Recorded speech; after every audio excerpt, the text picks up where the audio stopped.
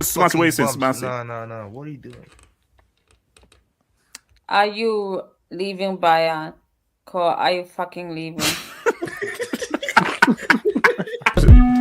He didn't even finish his sentence. Will be there, trends real. Characters. He ran out of characters, bitches.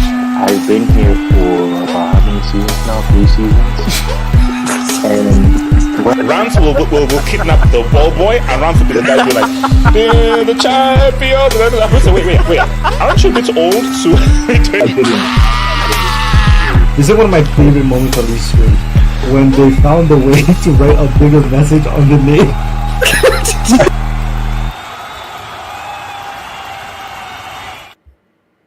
Get it, guys. I'm at the other crib. Don't worry, guys. I'm safe. Don't worry, I'm safe. I'm not under hostage or anything. I'm just I have a question. No, I won't. The answer is no. Is that a travel lodge? So No, why do you have no. Barcelona twice on the thumbnail? Barca tragedy and Barcelona. Okay, thank you for that. Thank you. I'll AK, thank you. Look, it's called insomnia tax.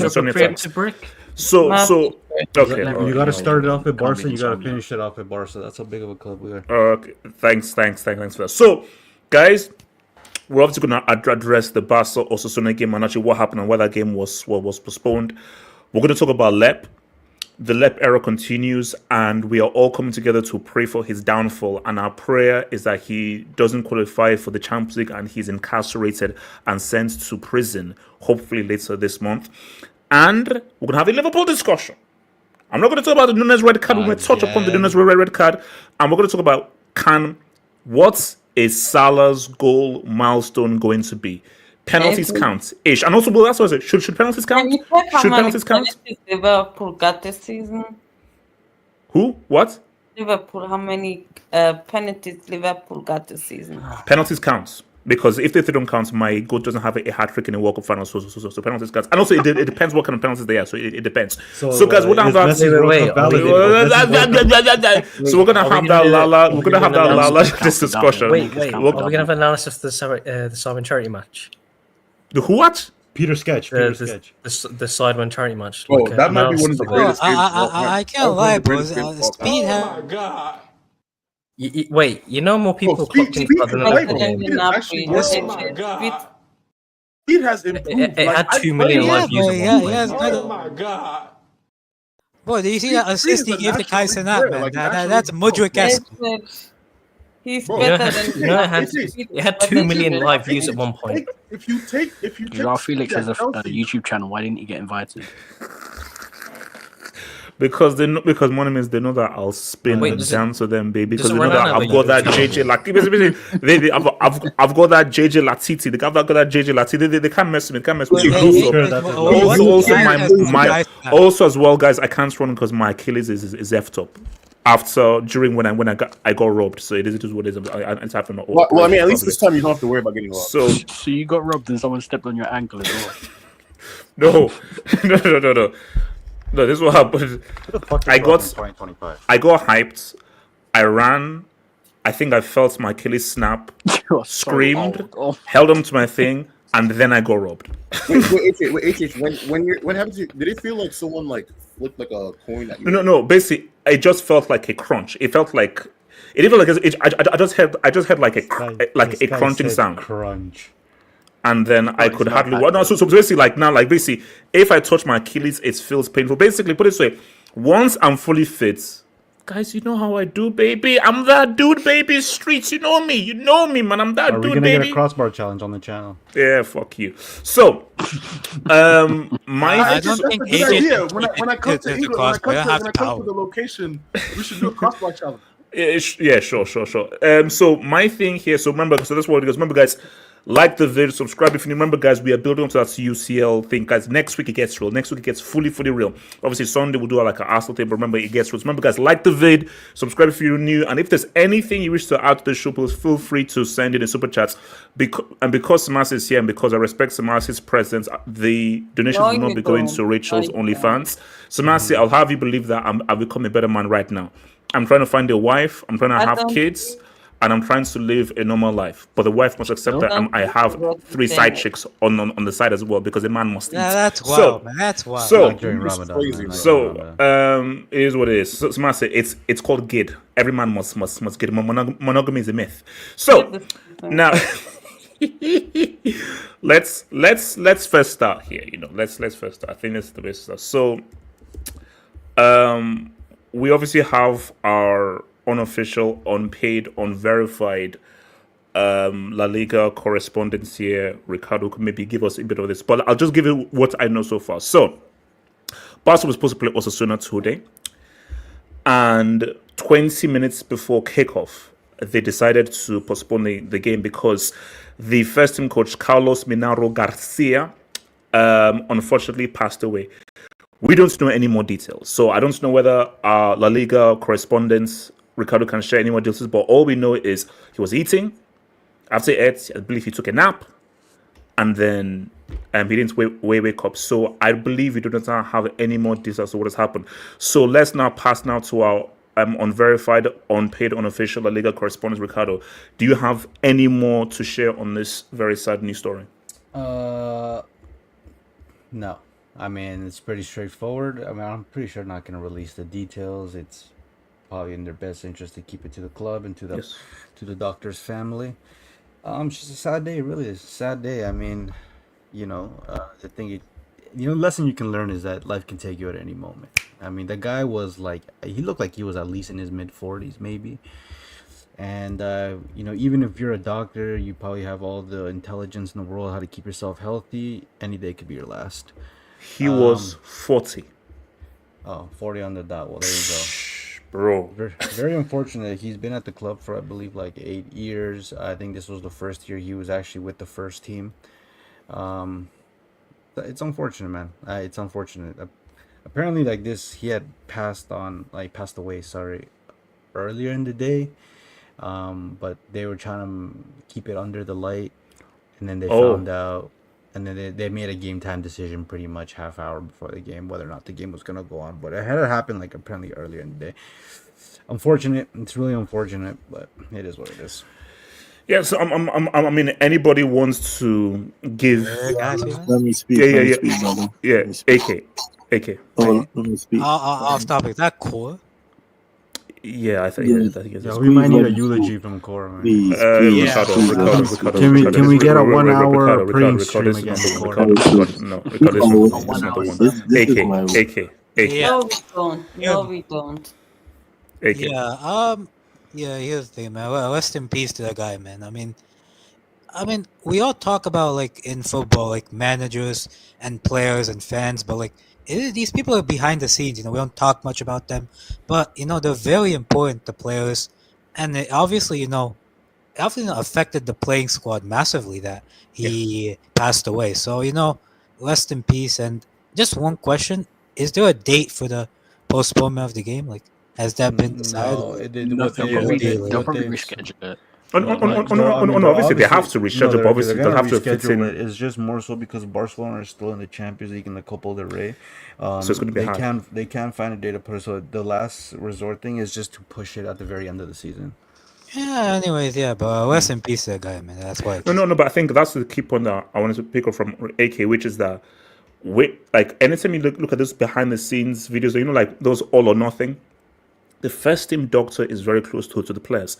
that's someone that, like, and remember, these players, they spend more time with their teammates than they do their own family. So, like, this stuff is very deep. So you can just tell how I can only imagine how much it must have affected these players, just knowing how much time they spend with the doctor and how long they've been with the doctor. Elijah, is it that you want to say something? Can Abracadabra get a yellow card? I want to say something. Ricardo, I didn't even want to look at what the guy just wrote. Elijah, for the culture. Honestly, that's yellow. That's what.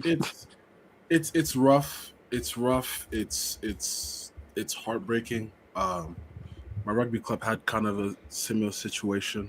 One of our physios passed when I was a player, so that was not a fun.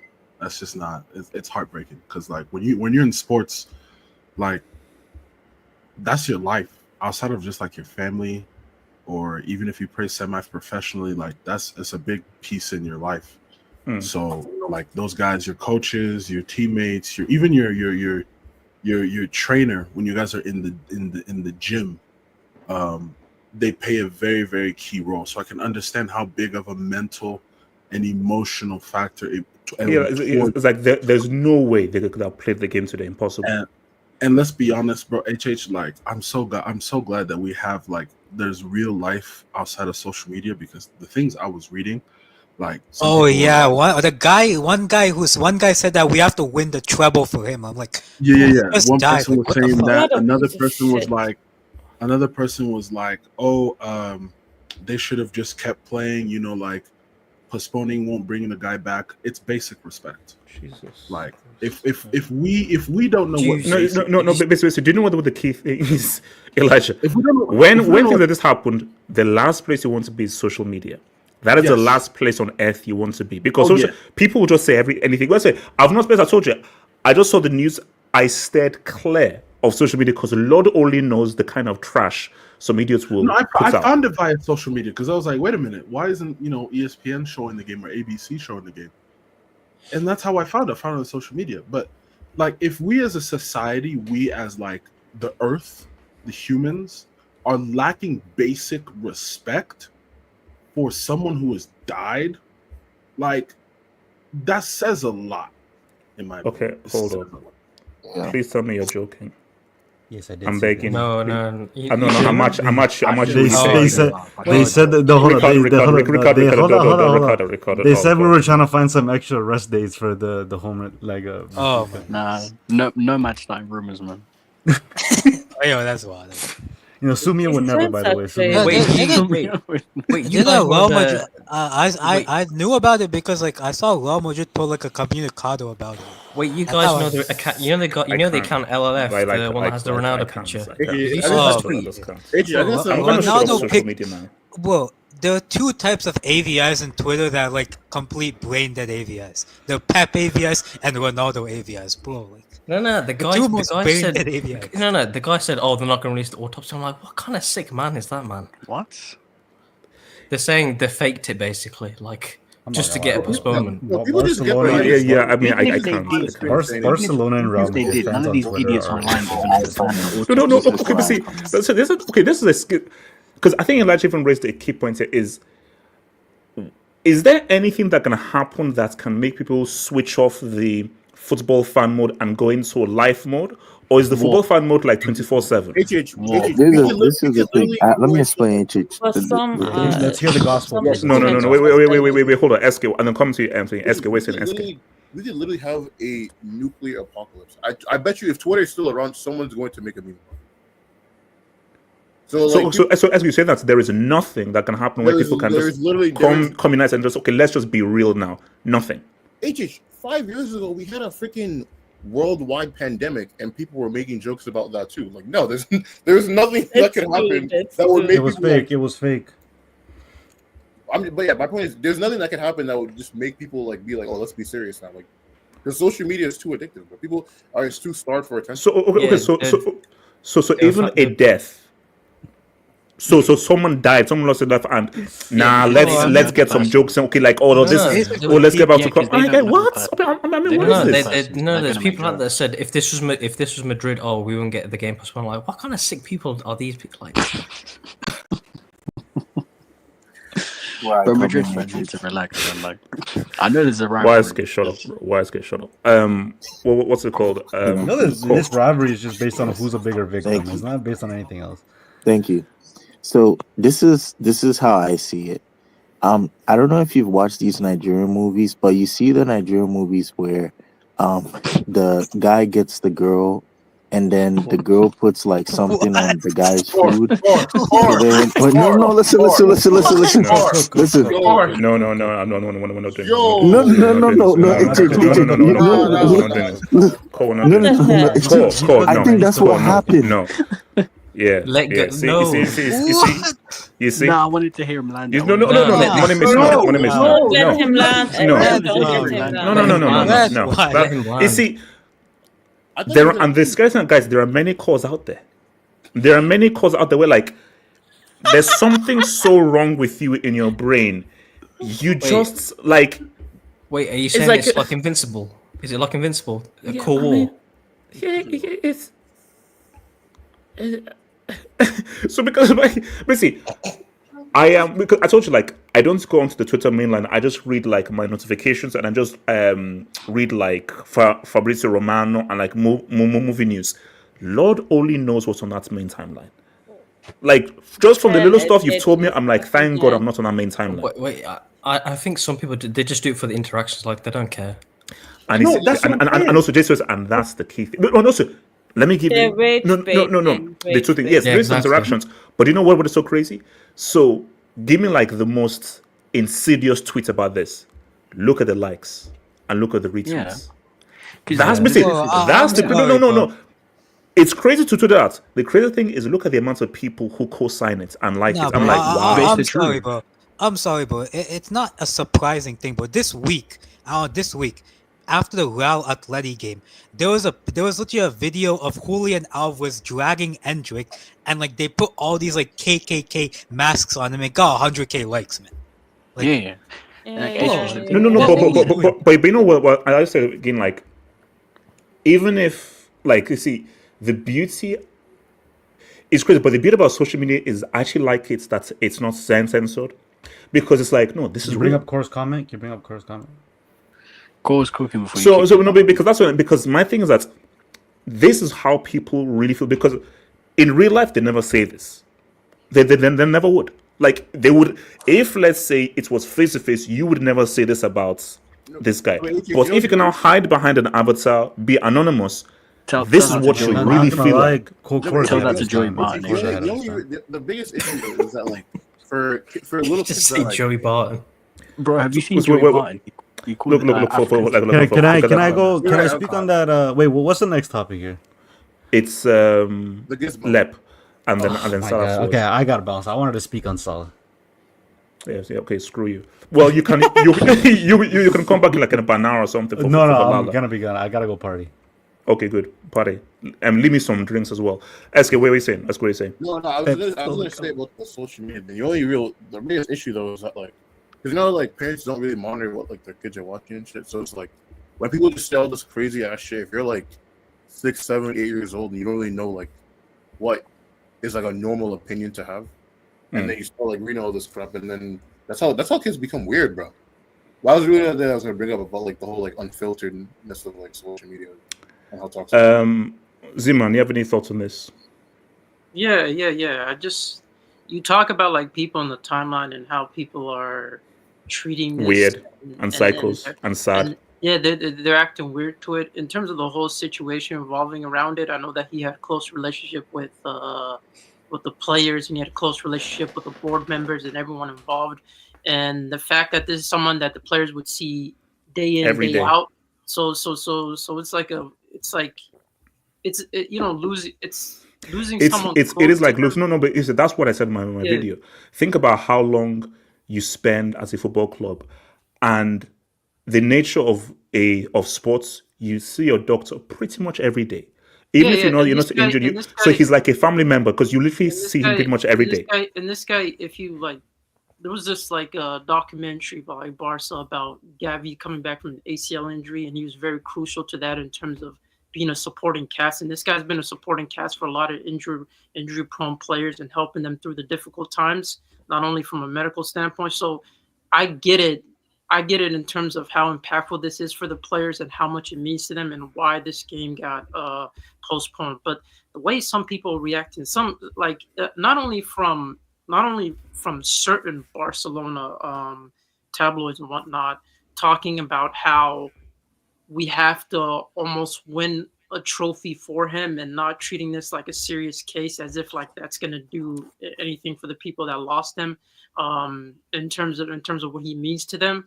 And then there's some people that are Madrid fans, which again, tribalism. I don't understand how far you can go in terms of tribalism to the point where you turn off common sense. They're talking about, oh, this was attended, this was fake. How can you fake that? Why would La Liga, again, the logic behind it, by all means, No, Ziman, even addressing it is a waste of our time. Like, to even address such stupidity is a waste of everyone's time. But the fact that okay, fine, you put it out there. The fact that people will like it and retweet it and co-sign it, that just shows you that, yeah, like if aliens invade, bro, take these humans. Yeah. Away, like I said, social media is not a real place. Like people want to hide behind their comments, and they're doing all this for interactions. Like when somebody dies, people always do this for interactions and whatnot. So I expect nothing less from people, to be honest with you. Shout to Moise. Them curtains not seen water for at least 50. YSK, leave my other crib alone. Leave my other crib alone. And yes, these curtains are fine. Okay, trust me. This is my other crib. It's not a trap house. It's called the other crib. Isn't that a motel room? Yo, no, man, it's the other crib. It's called the other crib. It's called the other crib. Yo. Shout out to JS. I think Rachel's in the room. How do you get what? Grenaded from a live Oh, show. no, because somehow you say R9 and got like. Oh yeah, your Achilles. You said your Achilles. That just shows you how unfit you are. No, I was playing football and I was cooking, and then I think I felt my Achilles snap in 3 You're places. cooking what, man? You're cooking Wait, blood. No, you're playing five-a-side. Wait, no, you're playing five. Wait, no, you played five-a-side and tore your ACL. I give to. No, my thing is that look, HH, I went for one sprint and then my Achilles just said no. I give you $100 to attempt a half turn, bro. AJ, To what attempt a player half would you turn, I give you describe yourself $100. as? What player would you describe yourself as? Hazard is fat. I'm like I'm a mixture Highly dire. of like Perlo, a bit of Okocha, a bit of Raquelme up in that place. I'm like a central midfield, playmaking mind. I'm basically I'm a thinking man's player. That's what I'm thinking man's player. He's actually Eric Jemba, bro. There's a video of him guys, taking stop a hating. penalty, guys. There's a video of him taking a penalty. And Z-Man, they still haven't released the video. There's a video where I dropped a 3-piece, and they didn't release that video where I dropped a 3-piece. So there you go. Okay, so let's talk about this, guys. So here's the thing, guys. So here's the thing. Is it time we just accept that Lep is just trash? What? It is. J2S Forest. He's not trash, bro. Like, he hasn't been good this season. No. AK, don't do that. AK, lie to me and tell me that this guy right here is not a bomb. Wait, currently. can you tell me what Forest did to Chelsea? Yeah, that's a true statement. We are in transition and the government called a club. No, basically. Wait. Hold up. No, don't do that. There's a government tax. Yes or no? Did they spend the GDP of a third world country in January? Yes or no? Can I speak on this? Can I speak on this? My name is go for it. Okay. I have no problem with you criticizing Pep Guardiola. I've done the same thing this season. I have a question. On the last stream, did you say the words that you can't be washed if you've won a treble? Can I respond? Why did you say that? No. My name is. Am I allowed to respond? No, he's not going to say. You can you won respond 2 trebles, one equates the My name is. Am I allowed to respond? Yes. When you financially doped, that treble is exempt. Wait, he didn't financially dope in 09 though. Yeah, he literally. He has one treble then, yeah. Oh, you're talking about Messi's treble. And Spain's treble. The treble that Messi and Spain gave him, that one. That doesn't count. So basically, choose one. Either Spain, Messi, or financially doping. Choose one. The choice is yours. no, Basically, like- you know, it's like Morpheus, red pill, blue pill. Choose one. The choice Why are is you yours. so extreme, bro? Oh, yeah, You yeah, can because see you it. wait, Criticize him without I saying just it. have- Wait, no. AK, it's not about being extreme. I just want to figure out how this guy spends a third world country's GDP in January, and he can't beat Robin Hood of Sherwood Forest. That's right, but like Well, I that think they doesn't beat them make him before. like Wait, Forest are a good trash. side. Wait, I don't wait, give a and damn. they- It's and they- Robin and Hood they of beat Sherwood them- and they beat- Forest, wait, and you're wait. and you financially dope. Wait, Can I ask you, AJ, who's a what's more your difficult side to play definition? against? Forest or your- Rangers? Yeah, what's your definition of Depends. washed in general? Ziman, general. okay. Here's the thing. My definition of what? Okay, Ziman. Okay. Let's have an honest convo. Streets. Let's have a real honest convo. No joke right now. Also, You you don't, know the because- road to No. Okay, guys. Okay, no He's more trying jokes. to come up with a definition, guys. No, hold up. Ziman, let's have a real convo. For Pep to truly be washed, let's see what happens next season. Because if next season he cooks after drilling another oil well, hey, this was a blip. You know. So my thing is that if the drilling goes to plan, hopefully this summer, and he comes with 3 oil rigs. Would you say my thing about being washed is in general, right? Would you say Uncle Mu was washed when he was at Man United? Would you say he was washed when he was at Spurs?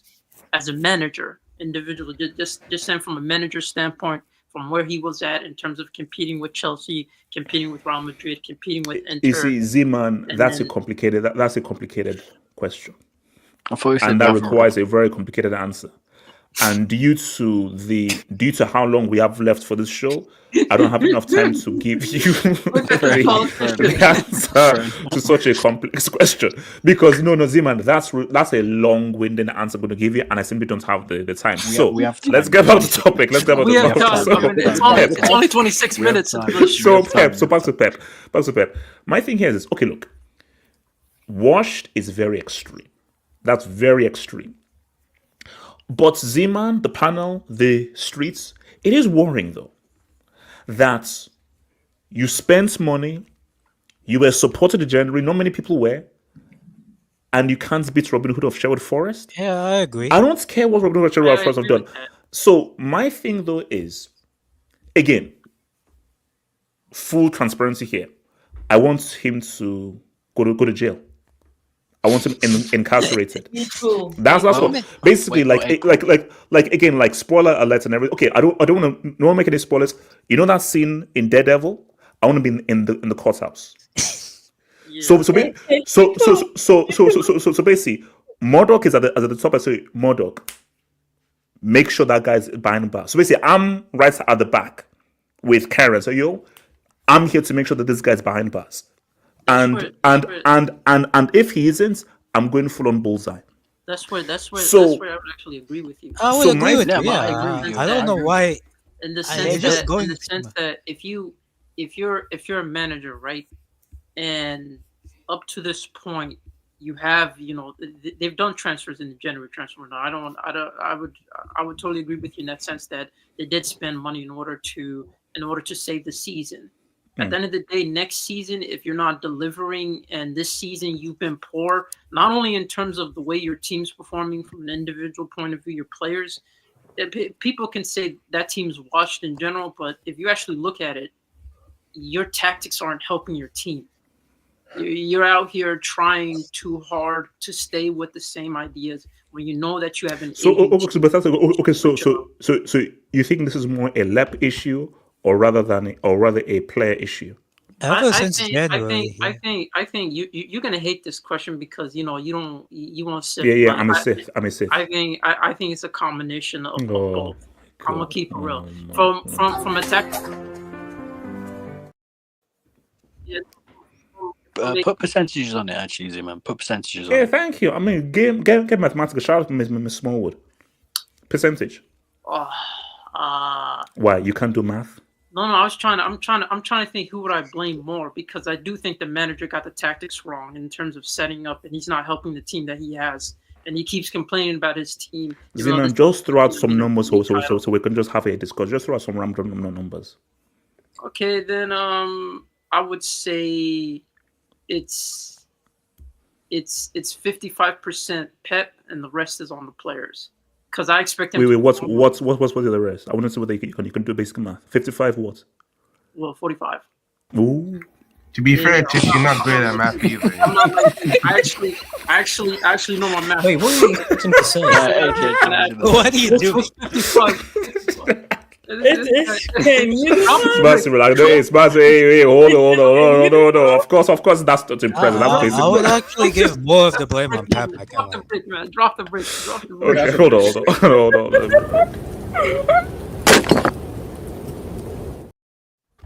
Yeah. Continue. Like Z-Man perfectly said 55-45, and he's like, "Oh, what's the number?" Like, no. At the same time, my problem is you won the league title with the same team, and you're out here struggling to make it to the top 4 with that same team. Oh no, but you see, this was the beat about Fergie.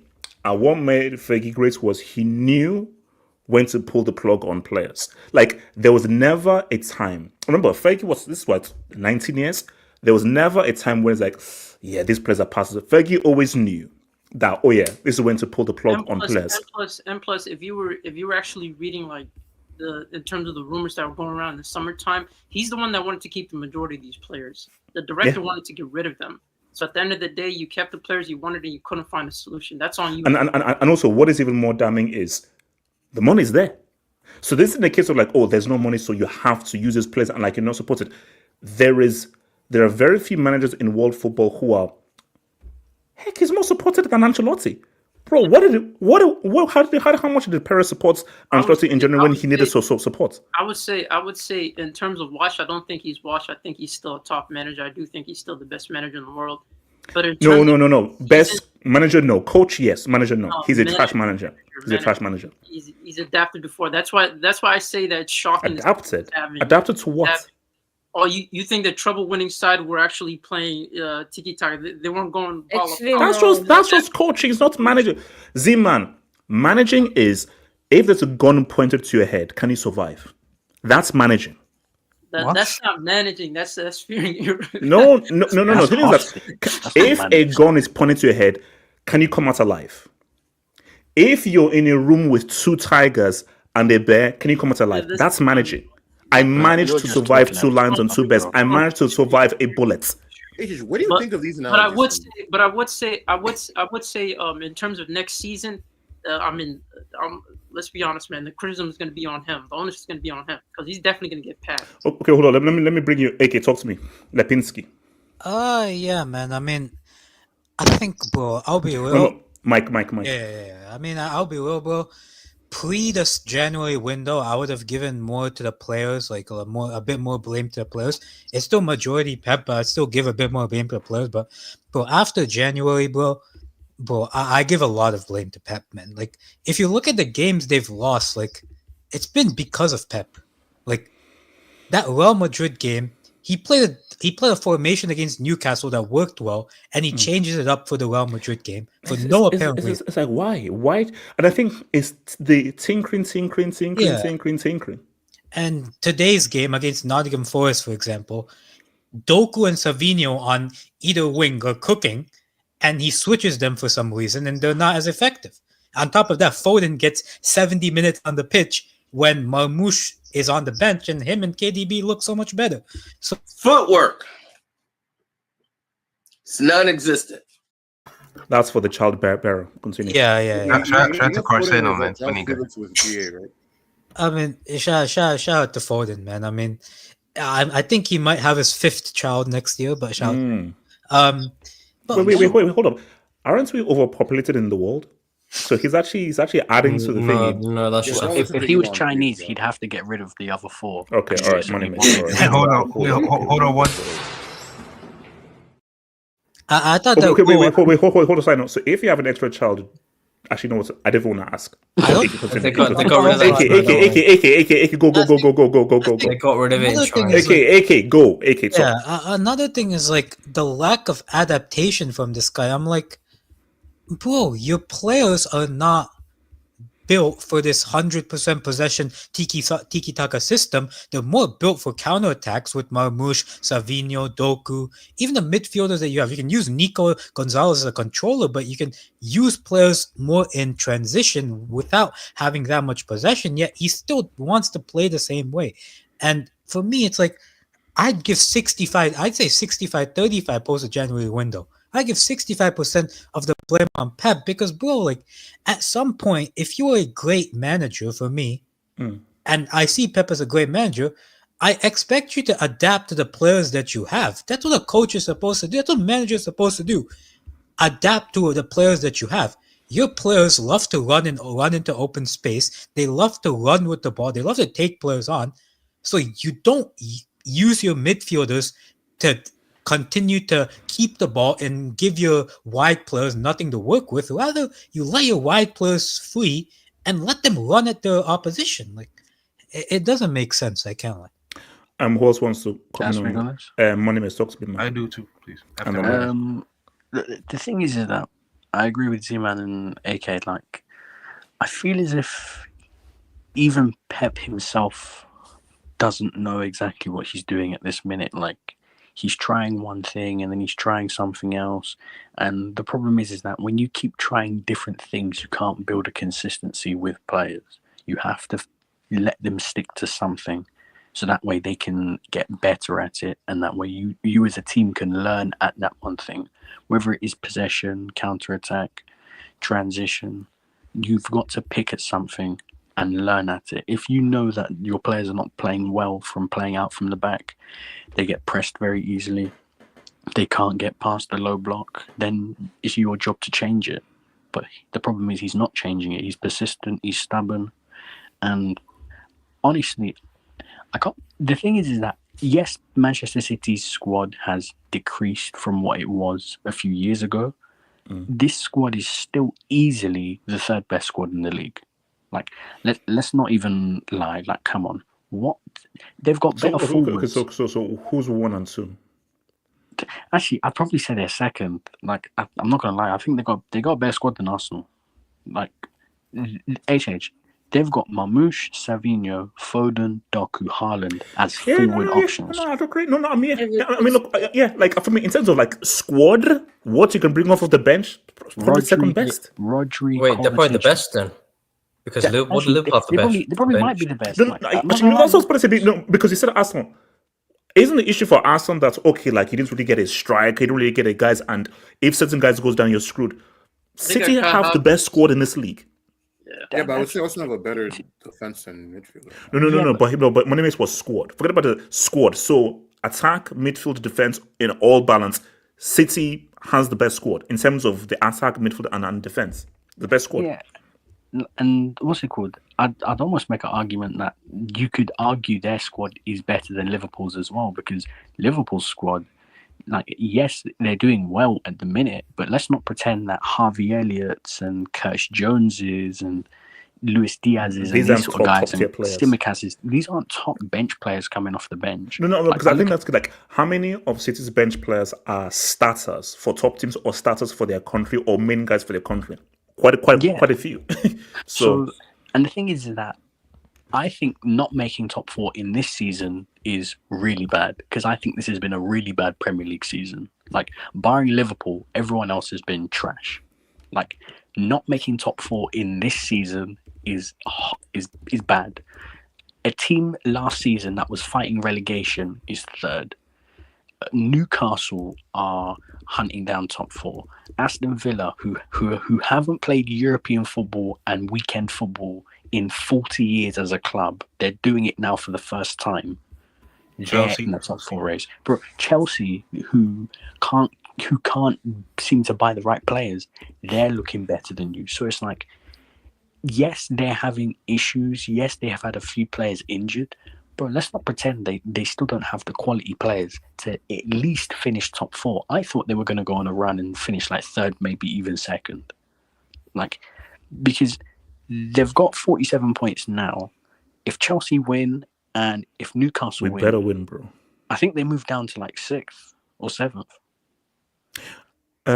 Wait, no, but they have a really good GD though.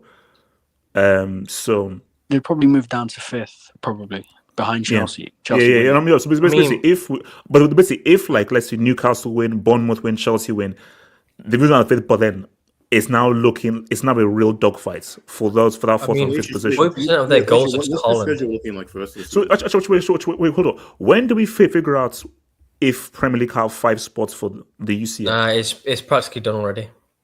I think it's pretty much done, so the Premier League have five spots then. It's Considering how Premier far League and La these Liga are the teams top 2. Have the top 2 coefficients out of every league so far because Italy's performed badly. The Belgian League, Eredivisie, they're not that good. Bundesliga's, They don't have one enough stock teams. at the other. I mean, basically, if we can just have a scenario where Pep doesn't qualify for the Champions League next season, I mean, that'll be just that he'll either win the FA Cup or he'll end up at least fifth. Can you FA pull Cup the when you schedule get to up? Europa. Let's just see who they're playing for the rest of the season. A question to the Pep: does Liga have a chance? Because the French clubs are done pretty good in European competition. Yeah, they're not done. No, all the French clubs have gone out.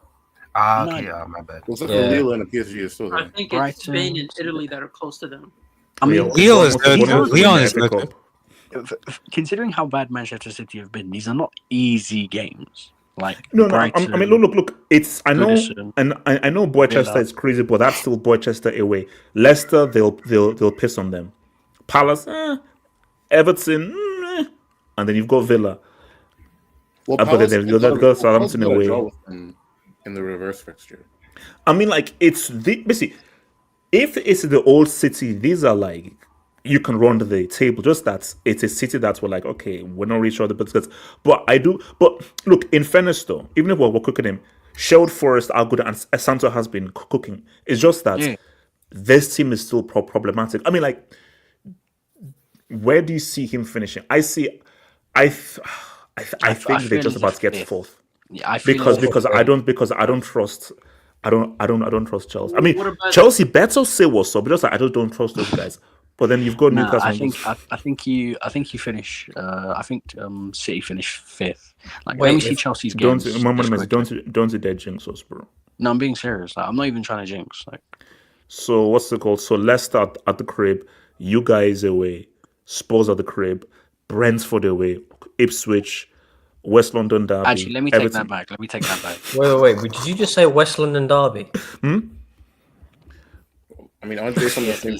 In fact, let I me. don't, actually wait. take that back. Jason, Hold on, I didn't know I your think there's games something that with the hard. ears, bro. Something. I didn't know your games that hard. I think you're playing every single team in the top 10 up until now from the end of the season. Jesus, it is.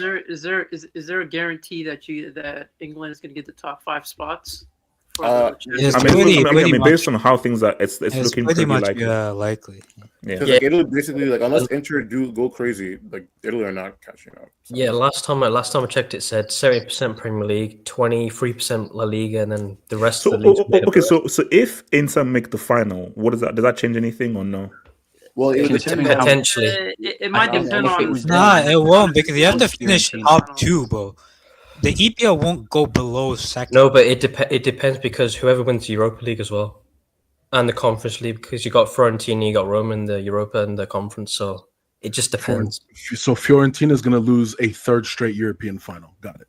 So technically, with that being said, HH, you could actually save Man City from the embarrassment. They end up in the top 5 and you end up winning the conference. In fact, that's actually a good question. HH. Is this current? Yeah, this is current. Yeah. In fact, HH, I've got a question. Would you lose the Conference League final to prevent City from getting top 5, but you don't make Champions League? But it depends, but anyways, if Chelsea are like 5th, then How much does the conference league have? Leave me alone, man. How much points does It's the a question. Conference It's a League My have? name is actually leave me alone. It's a question. So yeah. Look, it's done. If you go down, make sure the ups go down too. Yeah, Barry. No. Look, I think it's done. Like so, basically 5th. So basically, top 5. Yeah, it's looking like top 5. It's gonna be pretty hard for you guys to go down unless like Chelsea decide to bottle it and then. What's the rest of City's schedule? Wait, hold up. When does Matt Murdock take these guys to the court? End of March. That's not happening. I think We were end of supposed to get a March we're result gonna by the hear the 25th, verdict. but we don't Like, know. here's the thing: I'm not gonna lie. Even though I don't think they're gonna get charged, I still find it ridiculous that people from across seas are trying to get in on this action. Like Tebas is trying to get a bit of this. Like, You see, when you say that is proof of guilt.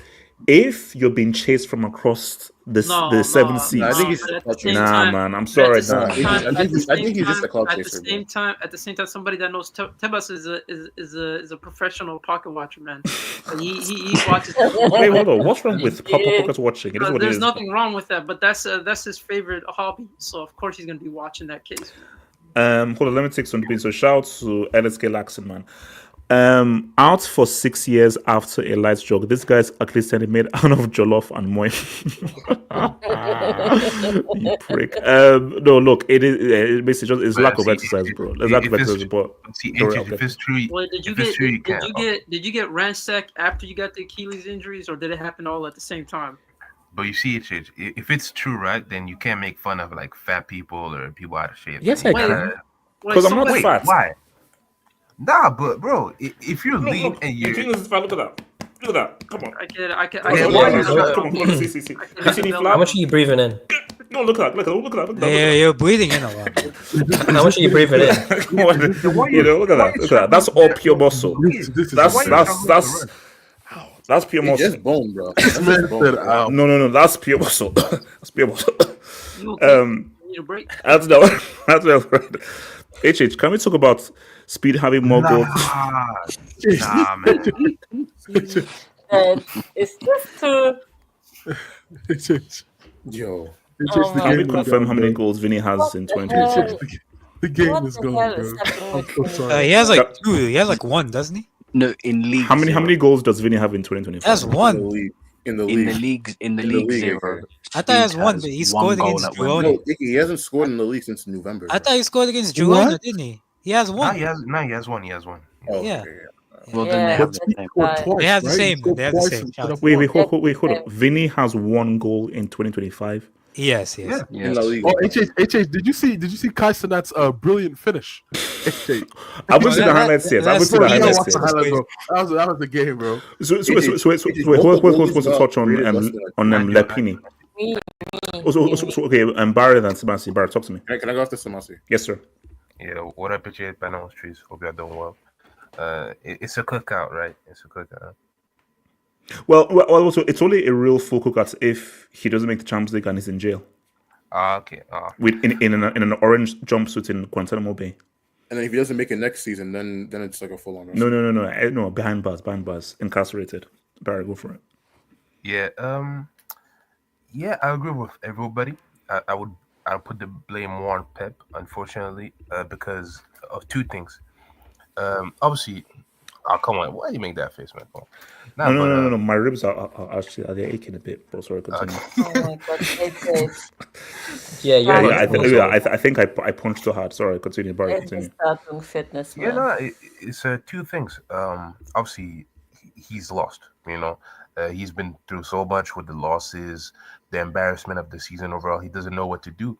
But if you watch City, the clear thing you could see is the lack of defensive awareness and just how bad they are defensively. So maybe I'm not an expert, I'm just a guy. I watch the games, but I think I watched the games enough to see certain things that you should do. Maybe do a more compact team, a team that's a bit more on the defensive, and then you can counter. You have Haaland, he's a beast on the counter, and then you have some of the playmakers to do so. And also the depth of the team. I think some players are outdated. Obviously, Bernardo, Gundogan, De Bruyne, even maybe Ruben Diaz. Maybe you have to look more into the future, buy some more new young players or players at their peak to revamp. Because as you said, Fergie, the reason why he was so great because he knew when the time was up. And he made the changes, and Man United were back in the mix to win trophies and whatsoever. So, Pep, he's still good.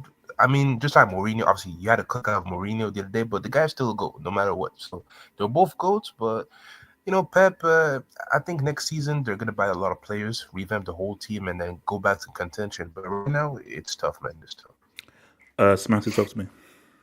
By the way, can you drop a break for Pep for divorcing his wife for this? You're not even making top 4.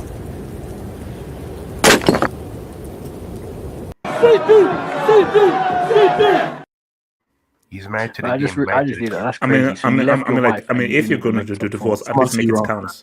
No, At because least make Marcy, top they're 4. saying that she was pulling all the strings, that she was the real godmother behind everything.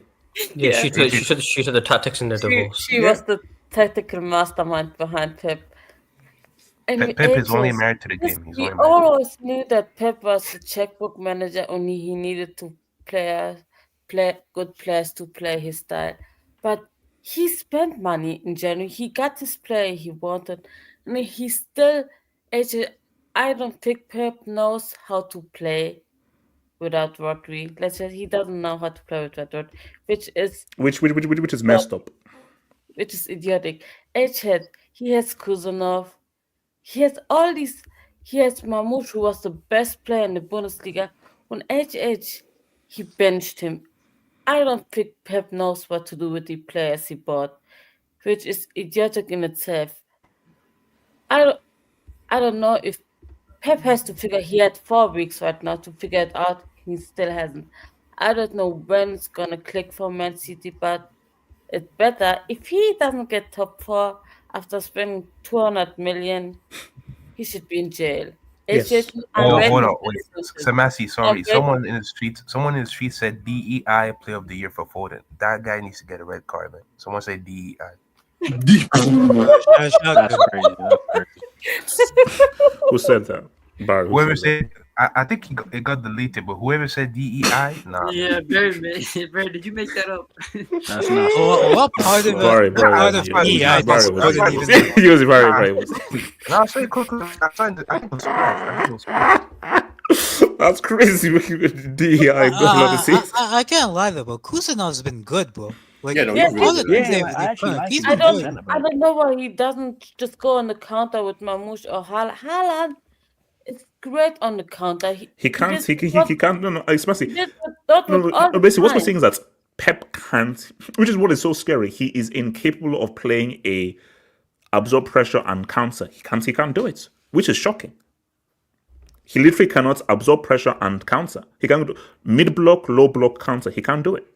It's end of the season. It's good time. You want to get top 4 and you don't do it. It's idiotic from him. What's it called? SK. No, I mean today it was definitely disappointing. I do think, I mean, especially if you're in Man City, you kind of been building a little bit of momentum lately. Like I think they had like 5 wins in a row or something like that before today. So obviously like it's gonna harm them in their bid to make top 4. One of the craziest things that I found is HH. You know that because I was looking at the data. Man City didn't take a single shot in the 6-yard box in this entire game, so they couldn't actually get where they needed to be to actually score a goal. And can I be honest? Against Forest, it's impossible. Like if you watch how they play, it's impossible to get. No, I know they're. I know because you have to use context. Is that what kind of team are you playing? No, I know. I get that. Bro, this is the most disgusting, like genuinely the most disgusting low block in the whole league. They have the least possession. Money, you can say what you want. That's the disgust has them in third. So HH, they have the least possession of any team in Europe. And they're third. Yes. So let's figure that out. So SK. No. Oh yeah, no. That's fair to an extent, but you also have to keep in mind that as much as we're praising Forest, this is still a team that's conceded 4 to Newcastle, conceded 5 to Bournemouth. So, like, yeah, they're good defensively, but they're not like impossible to get at. And I do think Man City's or Pep's issue right now is that he is trying to figure out how to make Man City potent again, attacking wise, without giving up like their defensive stability. And I don't think he's found the solution to that problem yet. So I think that's been their main. I think it's been their main thing over the last couple, like the last month. Apparently, Phil Foden has 1 open play assist in 13 months. He's a bum. Oh my Phil god! Foden is just. If Phil Foden is just João Felix. I'm pretty sure Alisson has more. Wait, how many kisses he popped I since was then? thinking like 3. He probably does, man. So who else wants to talk about Lipinski before we talk about Kenny? I'm just gonna say one thing. I've cooked Pep enough on this. No. There's One thing I'm no, saying, Pep is Kenny. We prayed for times like this. A guy who said I destroyed football is a man that deserves to be cooked when the going gets tough. Like the praise must be as the hate must be allowed as loud as the praise. That's how it works. Kenny, go for it. I was gonna start quoting the Meek Mill song, but nah. Nah. Anyways, on Pep, yeah. I'm sorry, like this guy is definitely going through midlife crisis because whatever that drip he had on today on the bench, yeah, you need to stop, man. Like go back to wearing classic stuff, wear your suits or wear tracksuit, do something because whatever he was wearing today on the sideline, I think his kids dressing like some some emotional teenager. You don't know what's good. Like what is this? Kenny, I think his lost. Kids, I think his kids probably introduced him to like Playboy Cardi kind of drip or something like that. Wait. What is this? You're saying he's just like a lion? Wait, bro, this guy looks like a ninja. Yeah, man, I'm like you're trying to like you dress your age. Like what's going on? Now you need to put the full fit on. The trousers and the shoes is crazy. Bro, Kenny, let's bro. Would a good woman by your side who you're married to allow you to be seen like this? The top is alright. If you look at the jeans and them Converse shoes, I'm like, what is going on with you, man? If it was a hoodie, that would have. No, he's what hoodie before as well. I told you something's going on with him. Bro. He's going through a midlife crisis. Something's going on with him right now. He needs to fix up. I don't know what he needs. Maybe he needs to get back with his wife. He needs to get that phone call like, babe, I need you back, something, because he's been struggling this year. But like people said before, he's allowed to have a one bad year. If next year it continues, then we'll be deep frying and cooking. But as of now, we'll allow him down here. So basically, you believe that he'll be back next year? These comments, man. I don't know. I hopefully for him he's gonna be, because he can't catch. You got the recourse. You guys are great.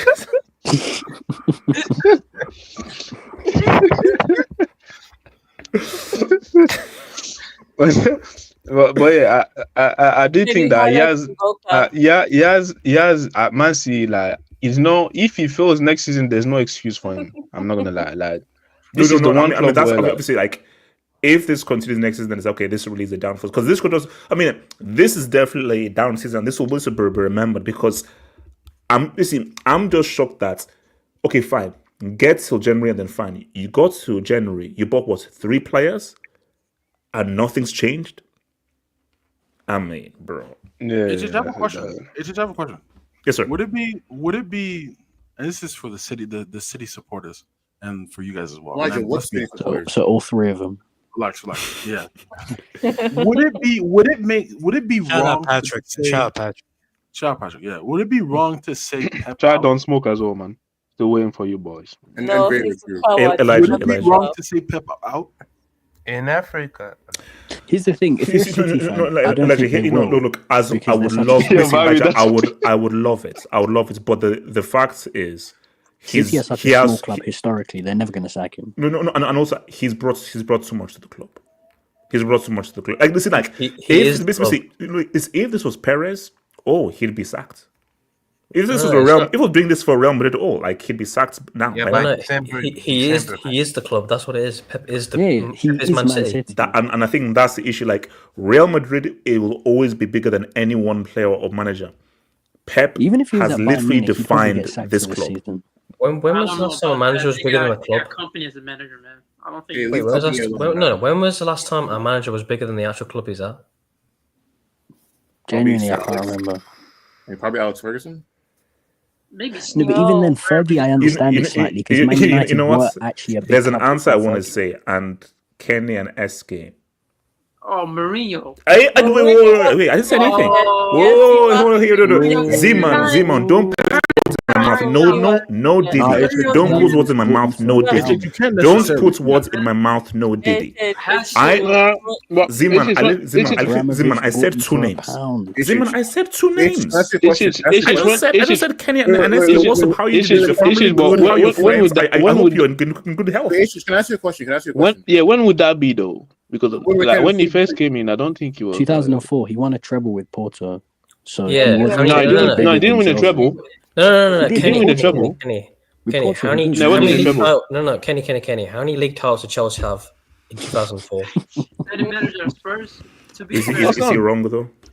No. But the thing is that actually, of course, you back like he won the Champions League at Porto, so it was not like and the league as well. No. I think it was Portugal still. The point that J2S is making is not that you just come and let's you win it for. It's what you've done, like the amount of impact you've had. If you just look at Pep's profile, the amount of success he's had and how much of that success is tied to him. It is the only example I can think of a manager literally being bigger than the entire club. Because when you just look at what City was before Pep and what he has done since he's been there, that is the only case. Yeah. So even if a manager comes in and wins this club their very first trophy ever, no, that's just one trophy. Yeah, when you look at records, points totals, football played, the impact made, the Champions League, the treble, what he's done. Yeah. It's like and that may sound rude, but it's bigger than and that's why for the Jose, as much I like Jose, but Jose never win like a Champions League for Chelsea and stuff like that. I just threw it out there, but I'm like, there's nothing. There is nothing I can think of what Pep has done for Man City. Hence why like Peppers can't exist. There is no City fan that will ever open their mouth and say Peppers. Now, new wave City fans, maybe to be cool. City fans who are from Main Road, from Division 2, from Feed the Goat and he will score, Sean Gota, they will never say Peppers. Never. Even before he got to Man City, you could say he was bigger than the club because he'd had a treble at Barcelona, he had 3 league titles. He won 3 league titles with Bayern. But still, you still have to be respectful in terms of, okay, what have you done for us lately? But the fact that he came in and he did what he did, and you compare that to the Sean Gota era and main road, oh my gosh, he has. No. I'm saying he was bigger before he even got to Man City than Man City. Oh yeah, because he had more league titles and he had more Champions Leagues than Man City did at the time. It's just can you put YSK's last comment, please? It's not even true, YSK. Like what? Yeah, that's a lie. You know what I'm saying? You're just saying the ignorance. Wait, do you know? No, they did. Winners' Cup, Stuttgart, Mark Hughes. I expect nothing less from a guy who's club. Wait. If you're saying, are you saying Cup Winners' Cup is European trophy? It is though. No. Hold on. Wait. Hold on. No, it's not. It's like a thing. No. For the Super Cup, it was the Cup winners that played the UCL winners. Wait, it's not. If you're gonna say a Cup Winners' Cup is a don't give money makes life. It's not. Just I said. If you're doing the same thing, then Arsenal and PSG. J2S, I said it's not. No, Arsenal and PSG have trophies. Then J2S is not. I said it's not. Yes, thank you. Yes, it's not. Thank you. Tell me you're right. It's not. No, we're not doing that. Okay, Arsenal. I need to keep that narrative alive. Arsenal are yet to win a major European trophy. Wait, Elijah, can you send me the Darwin picture? I'm on the stuff. Don't you dare, Elijah. Don't you? Okay, we're here now. All right. Okay. Before we get to Lala, let's first deal with this. Before we get to Lala, let's just focus with this. So, guys, have you guys seen the foul that Totti did on Balotelli? Yeah. It was nasty. It was evil. Like I would say, guys, that is the most intentional foul I've ever seen in my life. Ever. This guy ran 20 yards and tried to clean Balotelli's life out. So my thing is, who thought Nunez deserved a red card? A straight red. Oh, man. Yeah, I did. Yeah, he did. Elijah, we're partners on the Wazy thing, but yeah, that was a red card. No, it would have been soft a bit, but I understand the red, but I understand the red, but I understand the yellow. Totti, that's a red. Yeah, and the force was not really there with Nunez. Like, it didn't really. I mean, basically, No, guys. But Look it's at Nunez, so of course he's guys. gonna Look at miss. how hard Totti kicked Balotelli. Like it was ferocious. Where he Was basically, it a color?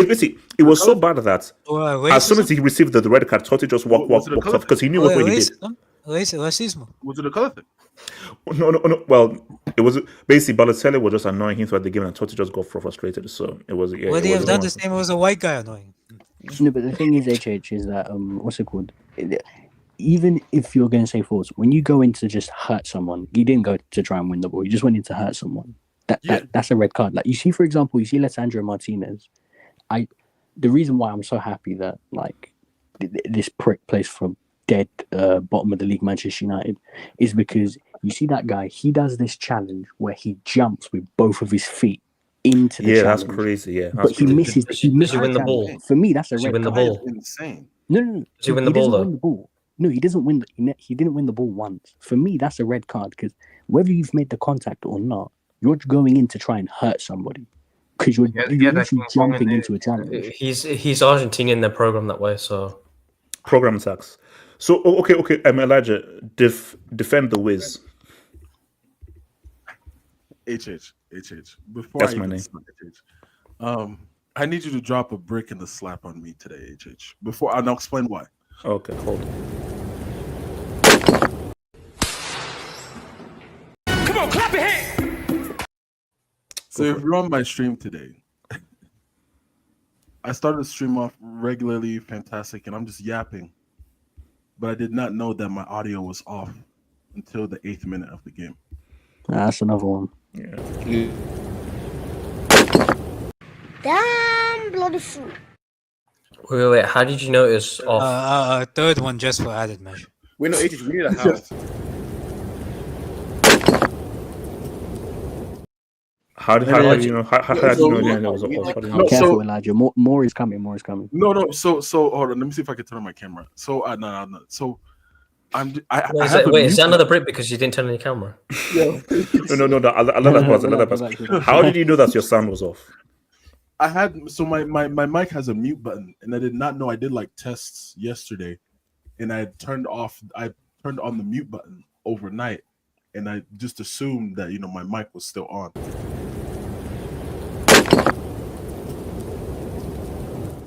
So and it took somebody in the streets. It took somebody. Oh in the god, who said that in the streets, man? Like you should just left it. So it took somebody in the streets. Basically, this is what not streaming for 6 years does to you. Like you start acting like an old fool. I'm just yeah, like the first one back, you fell asleep. This one, you forgot to on your mic. Like where? Elijah, what's having a good ass time, bro? My mic. Defend the whiz. Defend the whiz. I'm defending the whiz because in pure silence. You basically, so like for 8 minutes, I was in pure silence, and the only noise that was in the background was the Peacock stream. Yeah, edge. Hold on. Let me. Where's my? So I recommend Elijah. That's just straight trash. Life streaming. So, that's just straight ass. It's just my name. It's just my name. Like if you find my name, just you'll find it. Yeah. HH. Are we back? Are we back? Oh my god, no. Is the office back? I paid the electricity bill. I paid the electricity bill. So let me get this straight. So the office is back because you escaped a red card, you scored a tap in, and then you won a penalty. Elijah, and then my boy gave him a match-winning assist against the guy that supposedly the guy that locked up Salah against Southampton. His job. I was talking about the PSG game. The PSG game. Elijah, I'm not. I've never heard the phrase "a match-winning assist" used in my entire life. You have to give him. That was a brilliant pass. I mean, what? Match-winning assist. Yeah, so assist are now match winners now. I mean, we're talking about. If Belly could pass like that, he'd win. PSG. We are talking about a guy named Marquinhos, which is. I don't know what's worse, match-winning assist or non-penalty goals. Wait. Can I just ask, how many points does Southampton have this season? think like Uh, 10. Are they even? Are they even? Are they even Southampton double have digits? 9 Still on points. 9. They're still So, on so 9. not even Both- double Yeah, they have digits. 1 win and like what 6 draws or something. No, 2 So, wins. They're not even so double digits. 2 wins, 3 draws, 23 Ls. Yeah. And Bro, and that's they, like Worse than the guy Derby that County. scored their goal and gave away the penalty is called Small Bone. Yeah. shout out And he's bald. shout out to small ball. And his goal was offside. And he's bald. And his Yeah, goal he's was Wait, bald, was offside. it, yeah. is he part of the It Bald doesn't And People's he looks like the guy Association? from American History X. It is what it is. That's Continue. only real bald Elijah, brothers. continue. No, as Elijah. I was saying, I'm defending him. I'm defending. I said on my shit. I thought it was a red. Willie Smallbone is crazy. I thought it was a red in my opinion, but I guess he escaped. So I guess like that's all. I'm being honest. Like I thought it was a red as well, but he escaped. So it is what it is. So, so are you saying Liverpool are paying the refs or no? No, just it is what it is, bro. Like I think that ref was actually very good in my opinion. I think that ref was very good because this league has really trash refs, and we can all say that no matter what club you support, this league has some very disgustingly bad refs, and that Lewis dude might be one of the few good ones they have. Like. All right, so look, so let's deal with this right now. So Money Miss, I can see your AVI. So obviously Money Miss is just coming in on the defensive field. Can I speak after Money Mace? Because I have to go. Oh yeah. All right, so let's first look at an image, shall we? Wait, is it about the gizmo? Yeah, you can pull up. So where are we? So for people who are listening on this podcast, remember guys, we are on the podcast. We're on Spotify and Apple. We're on Spotify and Apple. This will be on the podcast. So for people listening on the podcast, Salah is 5th equal with Aguero on 184 goals. And equal 187 goals. And keep in mind, that's 187. Only one was a penalty. 186 were from open play. That's real. And I think he's Rooney, now third all time. He's third all time for the club now. Yeah. So Rooney 208, Kane 213, Shearer 260. So we can all assume that he is going to be 4th at the end of the season, regardless. That's like done. It's going to be 4th all time at the end of the season. So basically, I have 2 questions for you guys. These are my 2 questions. Does he break Haaland's season record this season? And where do you think he ends up? With an added question of, do you think he stays? Well, he's on 20. He's on 27, right? 27 and And the record is 36. 36. Yeah, he had it. For me, I say no. Let me put it this way. So basically, this man. So basically, if I say he doesn't break the record this season, I think he taps out at 33, 34. But if he stays in the Premier League, I do believe that homeboy can beat Kane. So that's my thing. But so Kenny, you think he beats Haaland's record this season? One question to everyone. Okay, my bad. Yeah, no, you can ask the question now. Yeah. I was gonna say, do you guys think Kane will come back in the Prem to break the record? Yeah, I think he does actually. Yeah, I think he'll come back here. Like if he wins some basically, Kane is like on his like mini Henry thing. Let me leave that cesspool known as Levy tax. Get some trophies at Bayern. Get a few trophies. Feel what it feels like to win a trophy. Come back and then try to break Shearer's record at Spurs. 100% he comes back. 100%. Okay. Thanks, Kenny. Thanks. Yeah, can you go for Kenny? I think we're down 29 on 29 games, so he still has 9 games. So basically, he has to score a goal a game. He's probably gonna have he's gonna have some pens.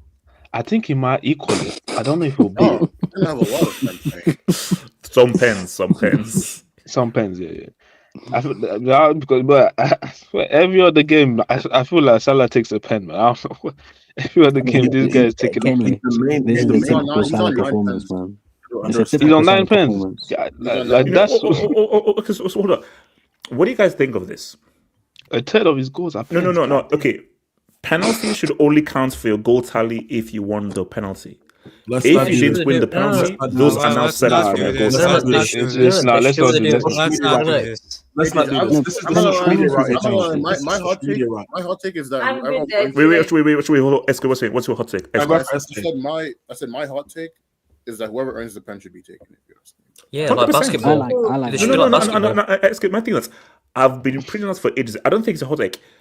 So basically, if let's say through some ricochet or something, it's a handball, then it's a designated penalty taker. At any other point, the guy who wins the penalty should take that penalty. That's how it should be. Shout out to Ronaldo. That's his thing. So what's Kenny? Kenny and then AK. I like to hear so. Yeah, so like I said, like a 10 of his goals are pen, and like I said, every other game I feel like the guy takes a pen. So I do think that I feel like he might equal it. I don't know if he's gonna be it though. But I do feel like at the rate he's going, maybe, and that's what it depends. Maybe how he goes in the Champions League, and how he goes in the league. So maybe if they won the league with quite some time left off, like if they win the league with 5 games, maybe they might rest him, and if they stay in the Champions League. So I think it depends how it goes. But I do think that if he sees that the record is inside, he's definitely going to go for it. But he's going to get probably 30-20 at least. I mean, but do you think he breaks the record though? Like if you were betting, basically, if you were placing a bet, would you bet that he breaks the record or he doesn't break the record? So more than 36, less than 36. But I don't think he will break. I think he might equally. I don't see him breaking it. I don't see him breaking it. AK, talk to me. Yeah. What is this malarkey about, bro? Like, why are people angry at Salah for scoring 2 penalties?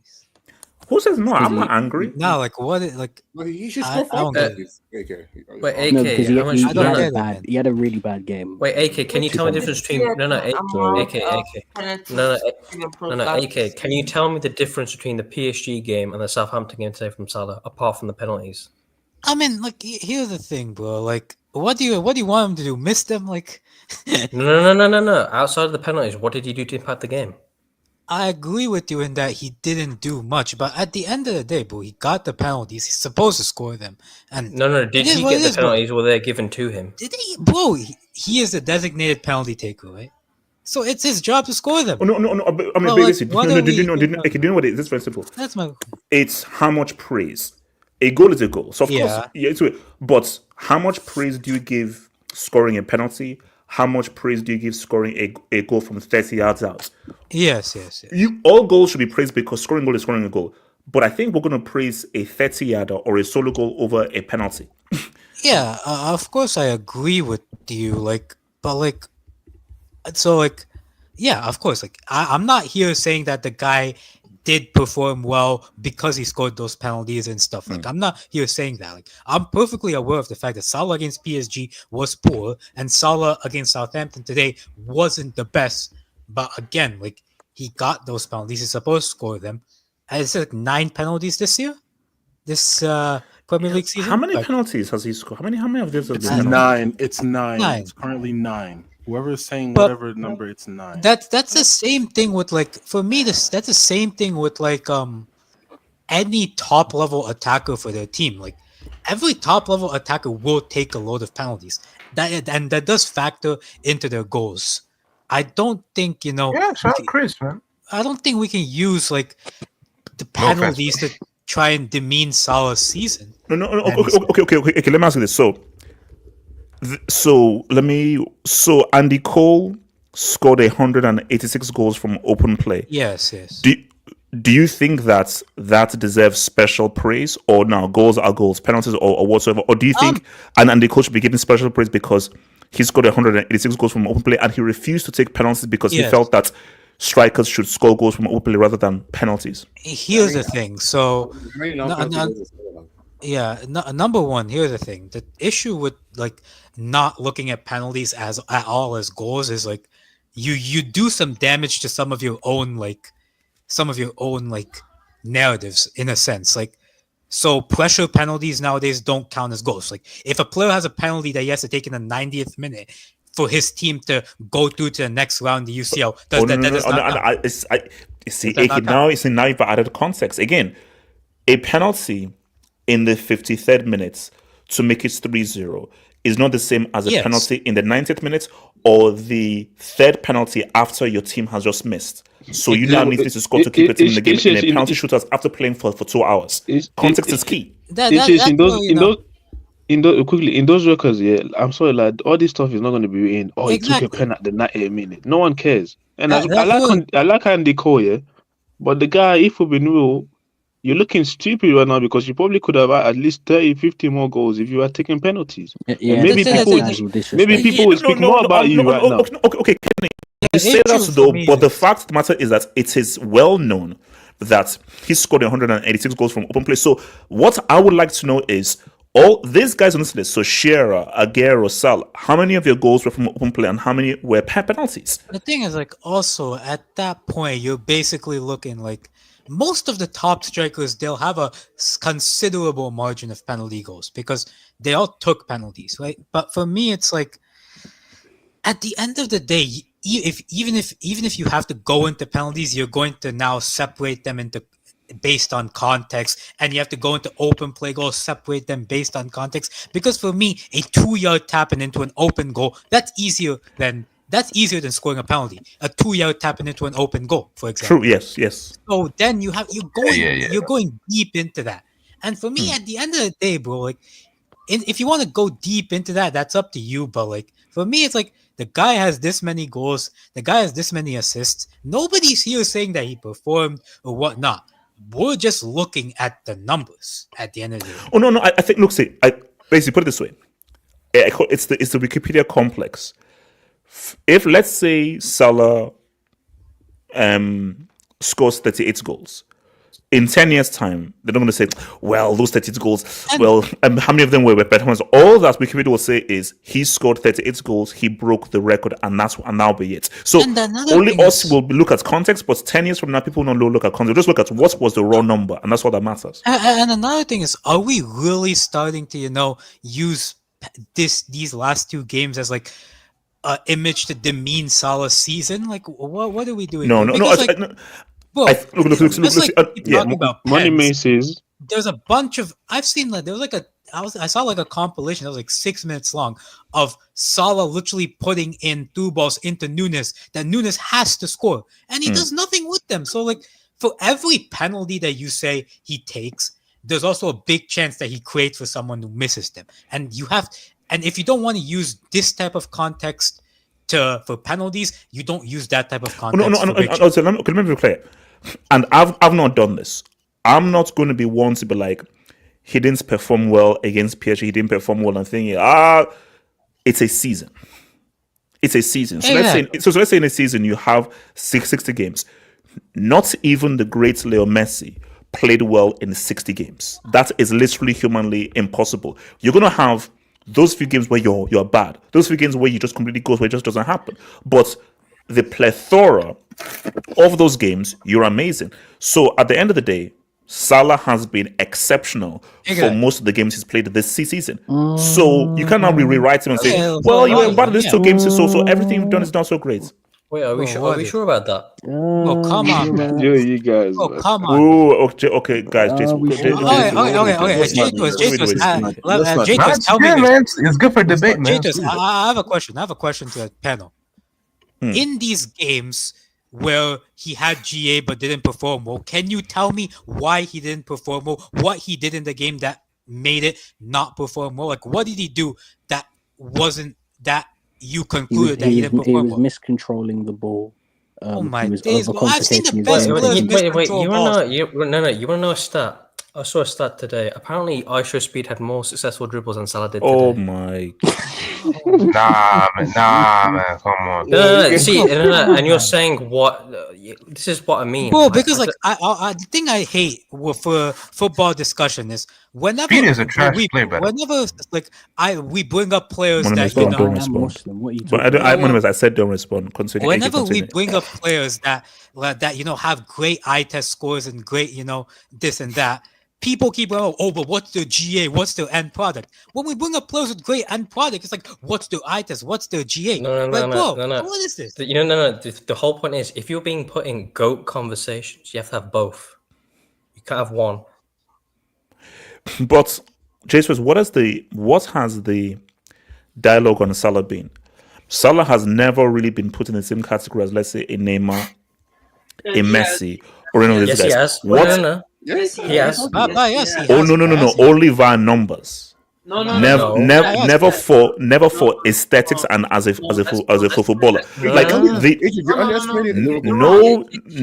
outside of psychotic. Not saying outside of psychotic Liverpool fans, nobody has put Salah as a footballer in the same category as Neymar and Messi. Nobody has.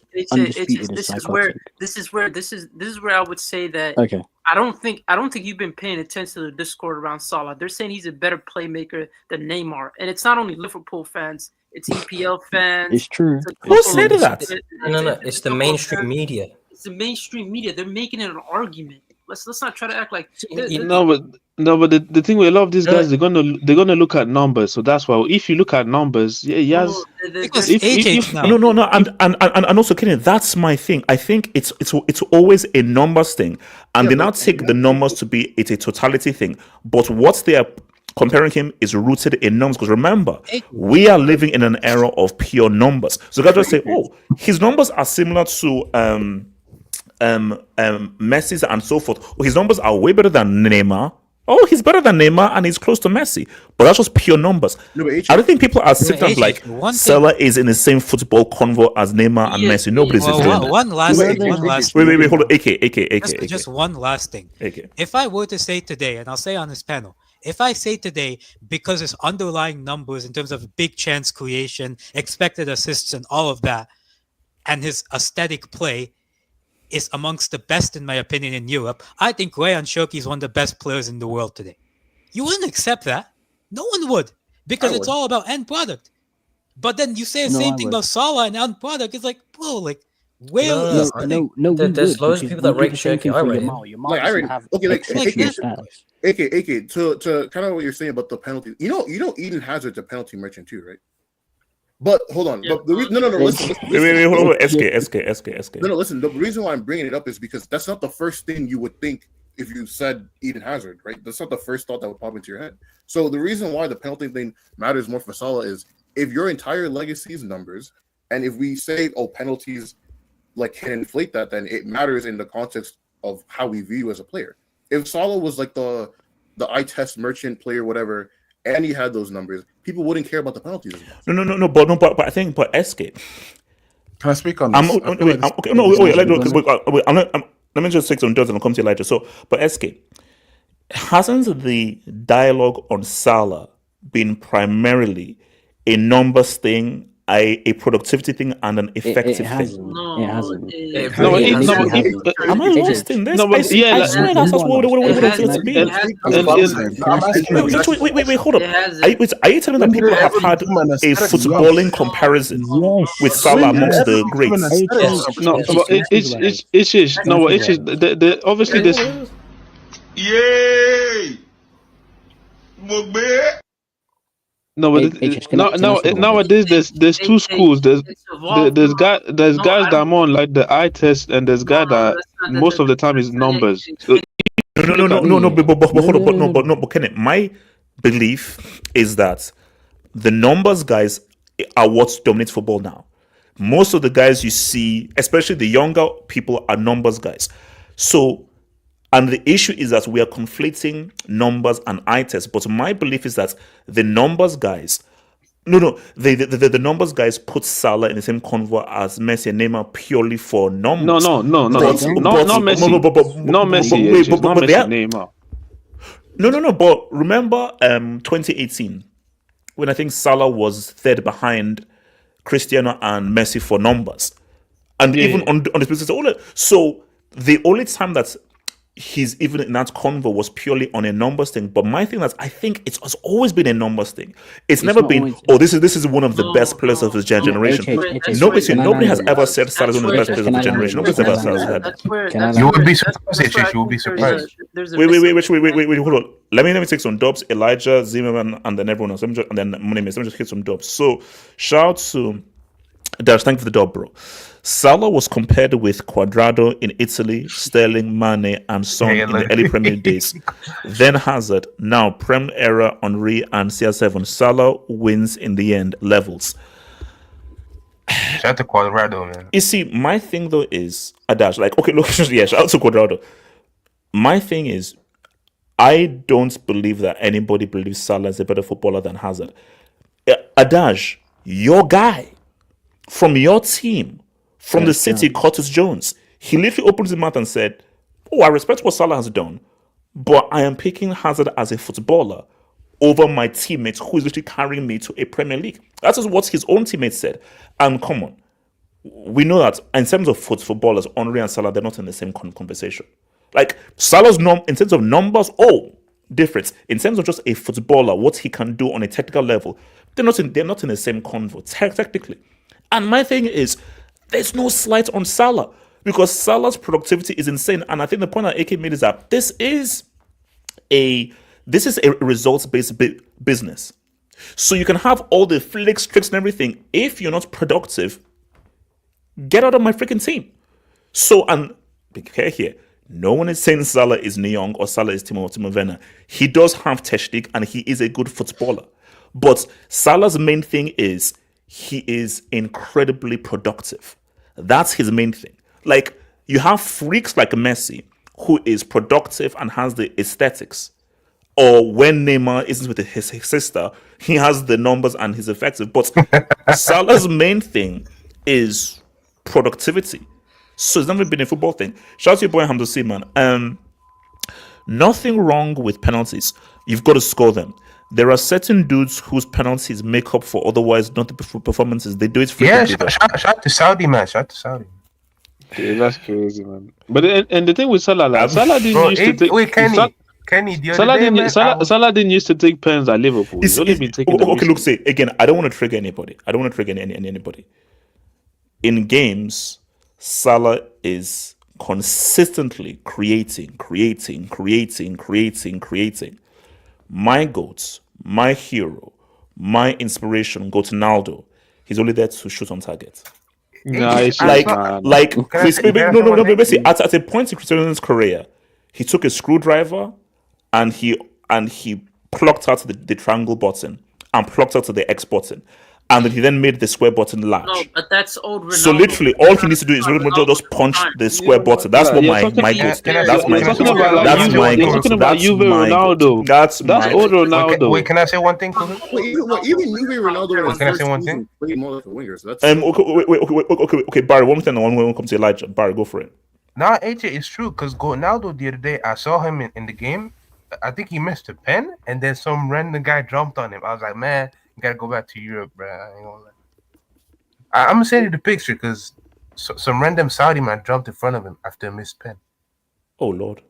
But yeah. Send it to me. Elijah, talk to me, Elijah. I don't know, man. I feel like this debate is old, fam. This debate is old.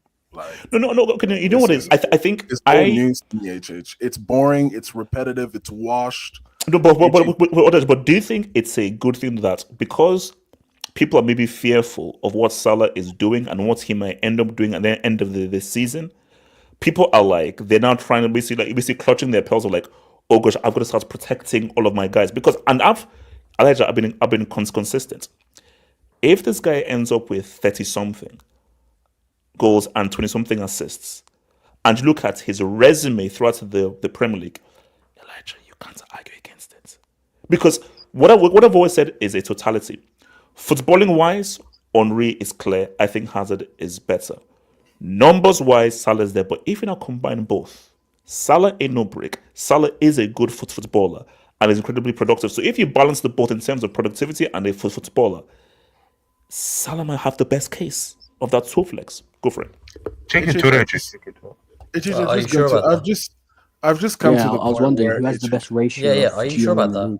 Okay. We'll discuss Elijah, and then give me Elijah. I've just come to the point where, like, you know, my club's about 5 to 6 wins away from the league, And I've just come to the point where, like you already showed my AVI, but I just want him to hold that trophy again, HH. That's all that matters to me. The same conversation, people have been clutching their pearls since 2019, 2020. Let's be fair. This conversation has been going on since 2019, 2020. Has it? The guy has not had one horrible season ever since he stepped into Anfield. The guy has had a consistent. How can I say this? He's stuck to he's been committed to the commitment of consistency. Wait, are you sure about that, Elijah? All the way through. Wait. He's consistent throughout the whole season. Let it go. What do you mean? No. Has Salah ever had a bad season in the Premier League? Can you please tell me what happened? No. What happened in the quadruple season? Can someone tell me? Was that a bad season from Salah? Was that a bad season? No. You said for the whole season. No. Has there ever been a season where Salah? This was not a good season for me, bro. Majority of AFCON in which No. Premier League season. That's what I'm saying. From January till May, we're talking about club football. I think he scored like 4 league goals. From August to May, we're not talking about AFCON. We're not talking about FIFA Confederations Cup. We're not talking about any of that. We're talking about the Premier League, the FA Cup, the League Cup, the Champions League, or the FA Cup, the League Cup, the Europa League, the Premier League. That's what we're talking about. The main stuff. Nothing with this country, nothing with it. What has he been doing strictly for Liverpool Football Club? Can somebody sit here and be honest and tell me, when did Mo Salah have a poor season for Liverpool? He's not bad. And that's why I keep having this issue with people, especially on social media. I'm going to say this again. We need to stop watching football. We need to stop watching sports through the lens of what we see on X, TikTok, Instagram, comps on YouTube, all that. Purely judge the footballer for what he does on the field on a round-to-round, night-to-night, week-in, week-out basis. Mo Salah has been splendid in his Liverpool career, point blank, period. I don't know why people are having a hard time in just giving the man his flowers instead of just. Okay, sorry, continue. My issue is people, and I've said this multiple times. I've been saying this throughout the season. I worked in media, and like one thing that there's always this narrative thing. Media people will always create new narratives to make themselves feel better instead of putting down the gun and saying I was wrong. And that's a fact. And that's human nature. A human will always have a hard time saying they were wrong. Instead, they create new narratives so that they can feel better about what they think. The guy has been solid. The guy has been a fantastic player. He's been one of the biggest. He maybe is the biggest cog to the Liverpool machine. So what do you think the detractors' main issue with Salah is? It's the aesthetics. Point blank simple. It's the aesthetics. Yeah, because someone said he dribbles like Kendrick Perkins dribbles a basketball. Okay, sorry. But here's my thing though. Did Kendrick Perkins get to the NBA Finals? Yeah, he was once upon a time. He was the leader of the team as well. Exactly. So if that's what I'm saying. So if it's like this. I look at it like this. Dribbles will not get me my food. And my food are my trophies or games. Dribbling, doing pirouettes, pyrotechnics, FIFA Street, Joko Bonito, all that good stuff. Unless you provide me goals as well, I'm supportive of that. But Elijah, but hold on, isn't an ideal world both dribble, entertain, produce? But here's another thing. Not all players are the same, HH. If everybody's just samba dancers with the ball and everything, then we're in a way low-key robots as well. We've complained the same thing with Man City. They play just one style, this, that, but it's successful. Now, if everybody plays it, there's no variety. Football, what makes football beautiful is the variety. There's players who are strictly, their job is to put the ball in the net. Your Haalands of the world. Okay, hold on. Okay, let me just play size devil's advocate here. I think so. Let's take it with the Premier League. So when you compare Salah to Cristiano, once he became Cristiano for United, Henry, these are guys who it was the numbers, but it was a sense of like, even if I don't support United, damn, that Cristiano is crazy. Even if I don't support Arsenal, damn, that Henry is crazy. Based on those aesthetics. So I think aesthetics is one of those. Because again, as I said, this is results-based business. You need to give me results. But this is why I told you that those special guys are the guys that give you the toe flex. They give you the numbers, but they do amazing special things on the ball that are memorable. And they do memorable things. So the thing with Salah is, he's got the numbers. But would you put Salah in the same footballing discussion as that 08 to 09 Cristiano or that Henry from 03 to 06? Salah has memorable moments. I don't like when people. No. Kenny, Kenny, can you listen to what I'm saying? Of course he does.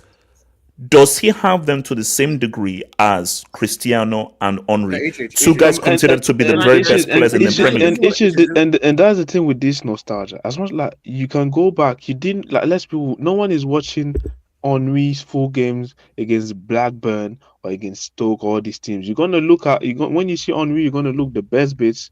No one is looking back at some of the stinkers he had against some of them teams. No. Okay, no. It's true. No. But the point I'm making is that of course they have stinkers. Everyone does. Salah, Henry, and Cristiano. My point was, I remember there's moments where every single week Henry would do something that I'm like, how the hell did he do that?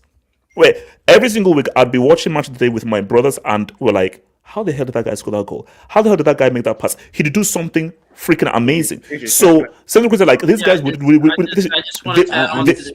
would do stuff on the ball that was extraordinary. And again, guys, let me just be fair here. This is not to diminish Salah because I feel that the attack on Salah doesn't make any sense. And I think that there is a sense of jealousy and envy there because at the end of the day, what he is doing in his own right is extraordinary. It simply is. Exactly. And my thing though is that when you take, because, okay, let me just quickly, and I want to go to Elijah.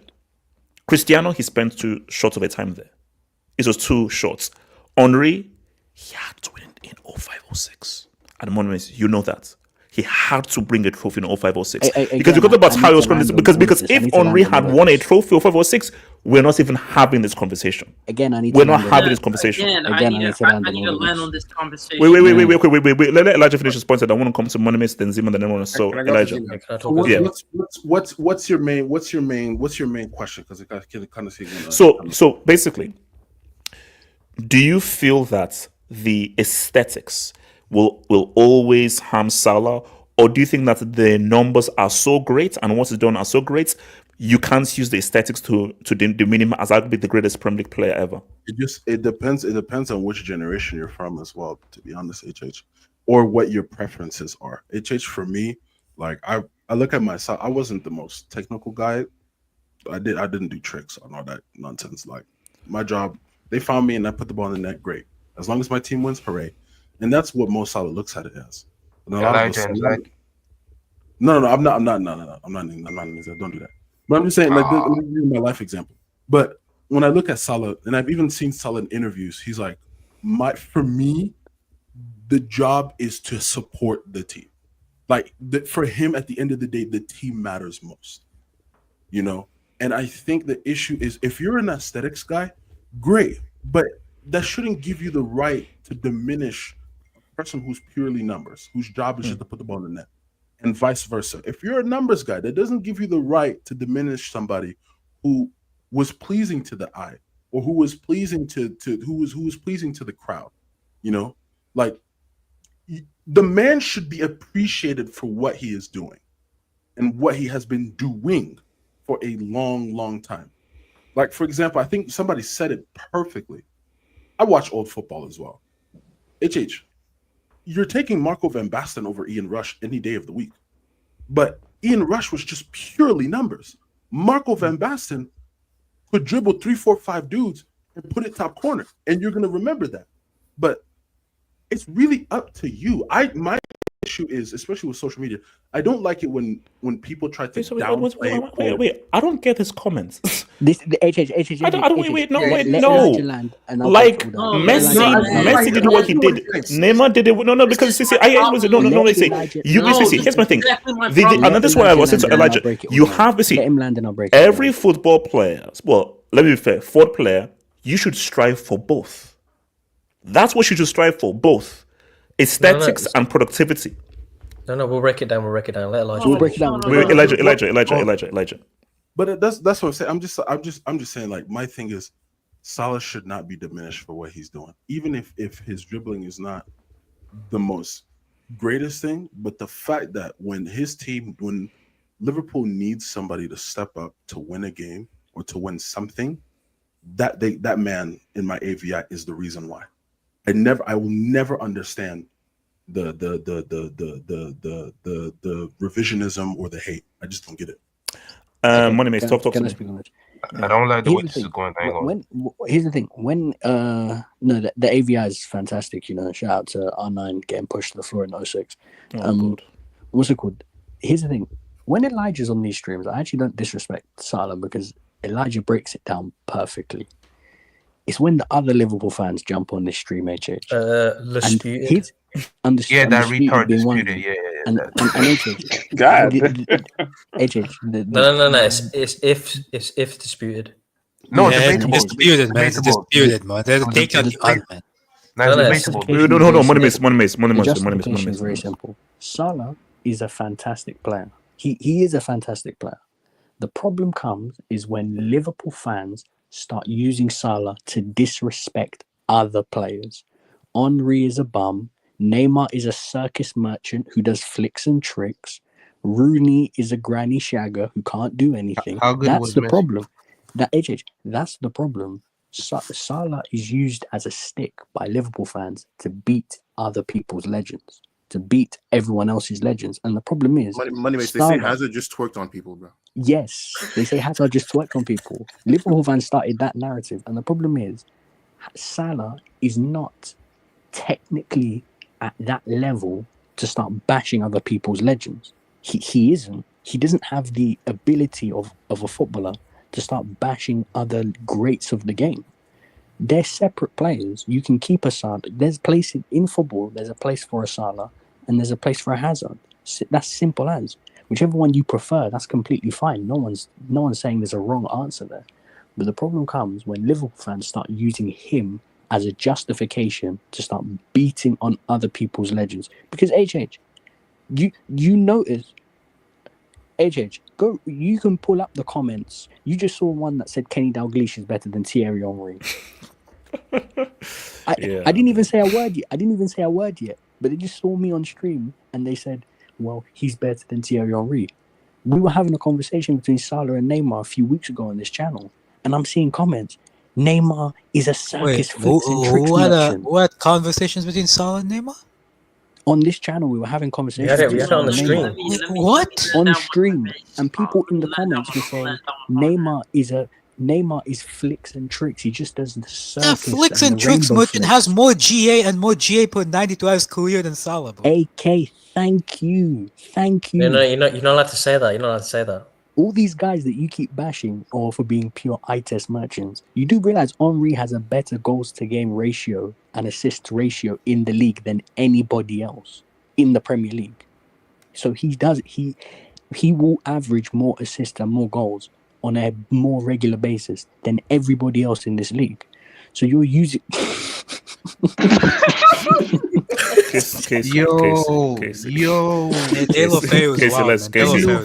I don't want to say I don't want to war in the streets. I don't think Casey gets it. Until Casey Delafeu, Casey hold on. Until Delafeu can bring me 6 league titles, 3 European Cups, Put him in that era, and we can see a final in the European Cup final. Ziman, shut up. Ziman. You know what? Ziman, if I had my cards with me, I'd give a yellow Ziman.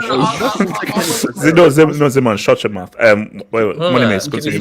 People always go too far with the disrespect. Money Mace. No, I was going to quickly say, how many World Cups did Delafeu get in the 1950s? I'm just putting it out. Money Mace. You didn't even spell Delafeu's name right, bro.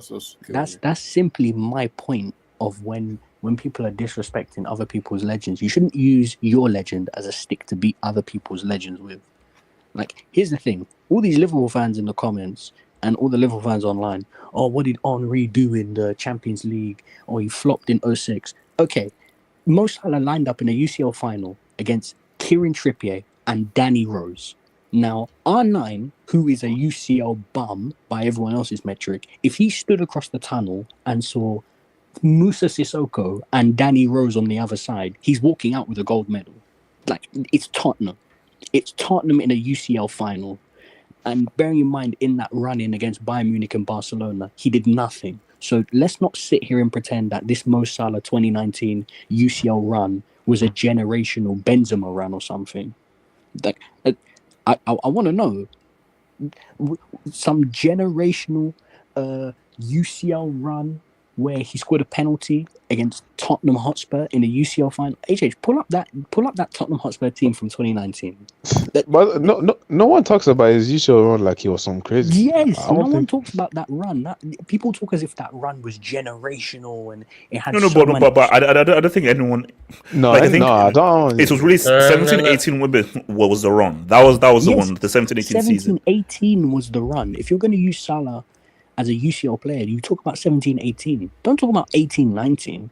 Like, I'm still waiting. I want to see that Tottenham team that came to the UCL final. Like, because I saw Lucas Moura and Harry Kane on one leg in a CL final. You know what I think maybe bring. I think there's really, you know what this is. I'm sensing a war between Liverpool fans and Arsenal fans, and I'm almost fearful of what's going to happen at the end of the season and what Salah will have, and guys now be like, okay, get this Henry guy out of here, based on, because we saw how many Premier Leagues did Henry win? Two. Oh, 4. So it's going to be 2-2. But can I just talk about this whole aesthetics? Yeah, can I talk after? Yeah. Ziman and then Jates with Ziman. You see, you see, Salah, I have respect for him for what he does. I do think that he is an amazing footballer. I do think that he is a good footballer. I do think that he is a good playmaker. I do think those traits tend to be undermined. I don't think he's as bad of a dribbler as everyone makes it out to be. And I do think he is going to go down as one of the best players to have ever graced the EPL. Even he could go down as the best player in the EPL just based on longevity and what he's done in terms of performances and whatnot. My problem with Salah is when you start bringing him in realms that you know he can't entertain. That's my only problem with that. And my whole thing is, what are those realms? What are those realms? I'm talking about Neymar specifically. I hate how majority of people seem to have this idea when they're making arguments for playmaking, they like to belittle it by saying it's all aesthetics. I hate the aesthetics argument. Wait, can I just ask a question? Who brought him up with Neymar? Let me land. Who brought him up? My whole thing is, if you're saying aesthetics is just dribbling in a circle and not making an impact, I understand where you're coming from.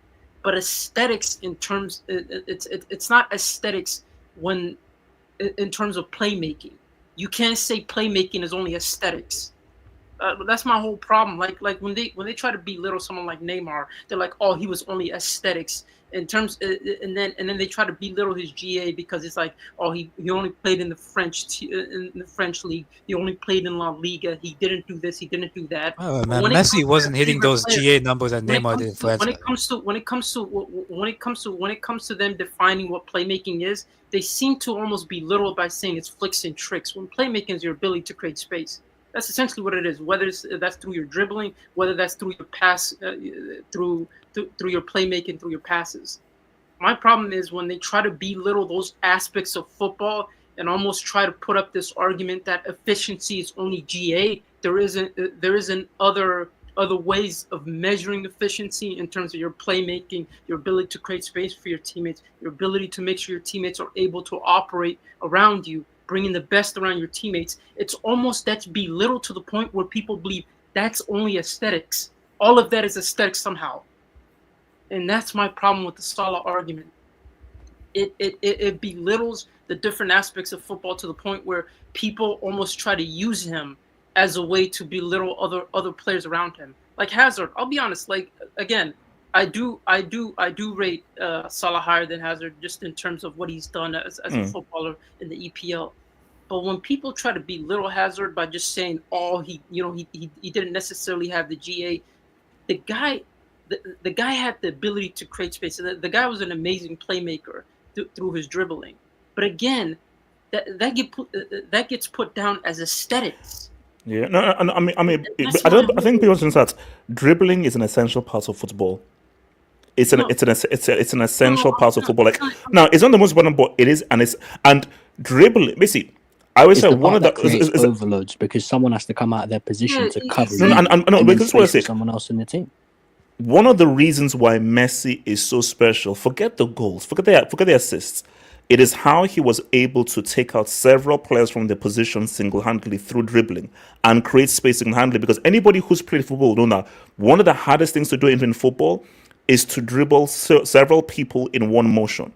Basically just how difficult football is and just how technical you have to be. So the ability for a guy to dribble several people in one motion, that's one of the most technically difficult things to do. That's from a technical basis is a key thing. So you diminishing that is just crazy, you know. And another thing that I think that creates this solid division between people that rate him and that don't, I think a large part of it has to do with social media, because when you have people that are saying Salah dribbles like Messi, it just like it totally negates your whole argument. And my thing is like, when we're talking about Salah in terms of efficiency, in terms of what he can do, in terms of how good he is as a footballer, let's stop trying to act like the arguments being made against him or the arguments being made for him. It's the fact that he's coming up against players that do flicks and tricks when there's more to the sport than that. That's my major problem with the whole Salah argument. Wait, hold on. Let me quickly get some doors and I'll come to you guys. So shout out to Atonement. Does Liverpool's title have a David Coote tax? How so? What did Coote do apart from sniffing Sconto? Nunez probably sniffed something too. Yeah, no. Oh, well, yeah, no. There's no Coote tax unless it's in Coote's paid him. I have a question related to that. I just need to go use the bathroom real quick. Okay, so Talents FC. Ask me when we need to come over to the bathroom, bro. So what was the score of Liverpool? Speed was playing and had over 2 million people watching him, and he has more pull than Salah at his own game. No one watches Salah. Hashtag Elijah. You're talking about one of the biggest social media personalities in the world. It's not a football thing. It's a life thing. It's a popularity thing. Come on, bro. Talent FC against Ben Arfa is a better footballer than Messi. Cry more. No, this is where the argument goes down the drain. Yeah, thank you. So okay, let me come to Jason and I'll come to you, Sam. Jason, talk to me. What's it called? I don't have a problem with like Elijah or Samuel. It's a certain other Liverpool fan when he comes to disrespecting like our legends, for example, when he's saying like the amount of smack he talks about Rooney, like, it's ridiculous. Like because the whole point is you have to have, when you're being put in GOAT conversations, you can't just have GA and not like aesthetics. You have to have both, because that's what makes GOAT footballers. That's what Neymar is. Like Salah does have tech. Like I think his earlier seasons at Liverpool were way better than this season. Like his 17-18 season, I think it's 32 goals. They're all like J2S, that 2021 season, that first half of that season, that's probably like his most like aesthetic. Yeah, exactly. Aesthetic version of him at Liverpool. Yeah. That 17-18 season, he scored 32 goals in the league and none of them were penalties. Like, that is commendable by any stretch of the imagination. But when we're talking about that 2021-22 season, he scored most of his goals in the first half of that season. Like, he only got, I think it was 7 goals after December. Like, so he He had a great first half season and then a poor second half season. So then when you put the overall package together, it's a decent season. It's not his greatest season, but on paper, you look at the numbers, you think, oh, he had a great season overall, but he didn't. Like, I mean, look at the Champions League this season. I think he only has 3 goals so far. Well, obviously, he can improve that, but that's still stretched behind Rafinha, who's on, I think it's 9. So if Jesus, so let's just say, just for example, he finishes with 34 goals, 23 assists. What would your view be, or how would that change your perception of Salah? No, I always said Salah is in. He's definitely a top. I'd say he's definitely top 10 EPL player. But when it comes to the conversation, is he the GOAT? Then obviously, see, certain Liverpool fans, they pick at, like, say, Thierry Henry and Rooney's. So if we're going to use that, we're going to use the same stick on Salah. We've got to measure them by the same stick. So obviously, we're going to critique them on certain parts of their game. Like, Salah isn't the most aesthetically played. Like, when you have him compared to Henry, they're not the same player. No. They're not. They're just not. And then look at Rooney. Rooney is way more adaptable than Salah. Like, we can all say that because Rooney can play as a midfielder. Like, people forget this guy. He was a striker who started playing 10, and then he even played in a double pivot at some points at United. That's ridiculous. Yeah. So yeah. Each player has strengths and weaknesses, and then you divide them. Which is better than which? That's what you do. Like, Salah is definitely the more. He's definitely the more efficient player out of all 3. I'd say. The most efficient on how they're playing. You got to look at the teams around them as well. Like, Liverpool isn't the greatest time, but then you got to look at Wayne Rooney's latter years at United. From 2010 to 2013, it wasn't that great. But is there a way where you can take in aesthetics, take in numbers, take in multiple, just taking everything into account, divide it, and just in terms of balance, who would come out on top? That's what my issue is.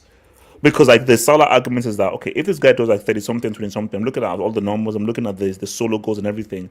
Does he have an argument if you just take everything into account? Because obviously, aesthetics, Rooney, Henry, Cristiano, they're ahead in terms of aesthetics. But if we don't have aesthetics, we have numbers, we have consistency, we have impact. Yeah, it's just it depends on the person as well, because different fans enjoy different parts of the game. Like, some people just want to see goals and that's it. But then you got other people that want to watch. Like, when I watched football when we were growing up, the player that got me into football was Ronaldinho, and he wasn't a GA merchant. No. He had both, but he was more an aesthetically pleasing player than the goals and assists. That's what he was. Like, that, it depends on what kind of fan you are, because when you look at people, like, there's a lot of nostalgia in this as well for certain players as well. Because even if we go in 10 years in the future, are people going to forget? People are going to forget Salah's bad games, like they have Henry and they have with Rooney. Like, every player has bad games. Yeah, it's just what you use it. Like, people forget Hazard had a season where he only scored, I think it was 4 Premier League goals, but people don't talk about that much. It just depends. It depends how history remembers you, basically. Actually, no. Let me come to SK and then Sam. SK, go for it. So I remember I was trying to find this meme that on Twitter but I can't find it. It was basically like a picture of like a football pitch, right? And then, like, in the defensive part, it was like, oh, like, we defend, we got to stop the goal, make sure we don't concede. And then the attacking portion was like, oh, we got to make sure we score. And then, like, the midfield part was just the ball magically, like, goes from, like, defense to attack. Because the joke basically being that no one actually, like, knows what the hell they're watching. They just know that you're supposed to stop the goal or try to score. And the reason why I bring this up, right, and because the only real beef I have with, like, GA merchants is that you realize there's, like, a bunch of things that have to happen before the ball gets to, like, the final third for you guys to, like, score, right? And my thing is that basically they'll try to make it sound like any player that can positively, like, contribute to that doesn't matter. It's just an aesthetic. It's just there for aesthetics, quote unquote. And if they didn't get the final, like, pass for assist or the goal, then they just basically, like, whatever they do just doesn't matter. And if you're going to think that way, then the person you're repping better have a lot of damn goals to make. I mean, because again, to that point though, Gravenberch is very important from the points that you say, because that midfielder has it connects the defense and the attack. And he needs to break the lines and really advance and now form that foundation to get the ball to the final. Because Salah is in the final third. He's not in the middle of the pitch. The midfielder is taking the ball from the defensive area to the middle of the pitch and now transitioning to the forward area. Because that midfielder, he's the conduit that connects the defense and the attack. So he's very important to give the foundation to make that assist and make that goal. But I guess my point is that like there are some of the players that Salah is compared to, they have that in their locker. Where Salah, I would say, is more of like the outlet, which is fine because, as you can see, he is very good at doing that. He gets lots of GA, he gets goals, he gets assists, so like it's not really like a problem. And I do think to a certain point, once you kind of just like have such high numbers, it's kind of hard to like deny you, right? Like obviously, like for example, like I'm a Chelsea fan, so like I like Hazard, but like when freaking Salah is getting like 50 GA, it's kind of hard for me to be like, well, I mean, did you see like Hazard like advance the ball like 20 meters before XYZ happened to score? Like it just sounds funny to say, right? So, but then when you compare him to players that can do that and then do have the GA, like a Neymar or a Thierry, then it just looks funny because it's like they can do that and get the GA. So I don't really know what to say to you in that sense, but yeah, but in terms of like his own legacy, like outside of comparisons, yeah, of course Salah is amazing. Like if you put Salah as the GOAT Premier League player, I don't think you look crazy for doing that, and he's definitely like in that top three. Okay, let me ask a crazy question, and now this may trigger people. You have an average team, not great, but just like an average team and everything, like some good players, some medium players. Who do you put on that team, and is it at their best? Average to good team. Salah or Mahrez? Mahrez. I'm still putting Salah. Average team, the good team. So it's an average to it's an average to good team, and I just need a player to now elevate that team to the next level. The way you're talking. You said average to good. What are they missing? Yeah, because basically, if there is average, my goal would just be to like tell Salah, you just need to be the outlet, and we're just gonna get the ball up to you. So is it like that, or is it we need you to like come deep and like bring the ball? No, because my thing is, this is a pretty average team. Which player at their best will be able to get the most out of this average team? Who's a better floor raiser? That's what you mean. Kenny, that's the one. That's the one. We've seen Mahrez in an average team, and we've seen how he's performed at Leicester. Because the first season of Leicester when he was there, he was one of the best players on the pitch. And I want to go again. This just for convo. The Algeria team that won the AFCON, were they as good as any of the Egyptian teams that Salah has played with? It's just a question. They were better. Okay. Like how much better was that Algeria team than the 2017 Egypt team? In 2019, people say that Mahrez basically carried them to the AFCON, where he didn't because Ben Nasser was the best player of the tournament. Ben Nasser is better than any Egyptian midfielder. Like I'm a guy who goes as Salah's international legacy because it's not been good, but Mahrez had a better team than Salah. Also, to be fair to Salah too, he also like performed well for Basel. They won some like deep European ones, so it's not as if. I think for me, the Salah thing must be kept purely in the Premier League. We don't want to have an international discussion because that's when we can just get very negative. So let's just put that to one side. Because I mean, especially with African football, let's be honest, African football is so like it's so complex, bro. It is so complex because like you can win AFCON one moment and lose it the next because it comes in and it comes out. It's that fast. Like I blame Mo Salah for some of the deficiencies with Egypt in AFCON wise. I mean, he did get to the World Cup, but I mean, because see, the reason why I bring up Salah and Mahrez is hold on. The reason why I bring up Salah and Mahrez, I wanted to know that. Hold on. Basically, the thing reason I bring up Salah and Mahrez is because Salah is way more productive, and I think Salah's legacy will be far greater than Mahrez, especially when you just look at it in terms of world football. Yeah, but But for me, and this is just for me, just a personal thing. Even though I think Salah is still objectively the more effective player, I would rather take Mahrez because I feel like if Mahrez can do more for my team than Salah. And that's just based on just like ball at your feet. How can you help? How can you affect the game over 90 minutes constantly? I have a question. If you're let's say hypothetically, right, in this situation, you're like you're like a lower to mid-table side. Mm. So majority of the time, the opposition you're going to be facing is going to be opening up against you. So you're not going to be facing low blocks. You're not going to have to be reliant on, extremely gifted dribblers, and you're given space to a certain extent to operate.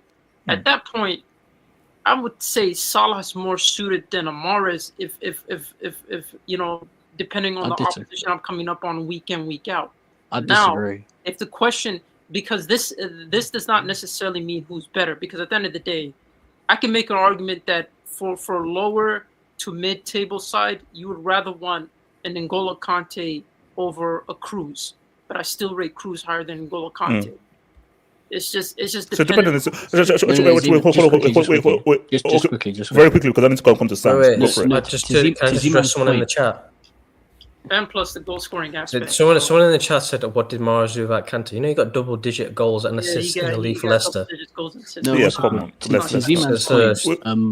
To Z-Man's point, I think for the lower tier teams, you'd want a player who does more of everything. Like you see it, like for example, Crystal Palace have an Eze who scores goals, get assists, progresses the ball, does all of that.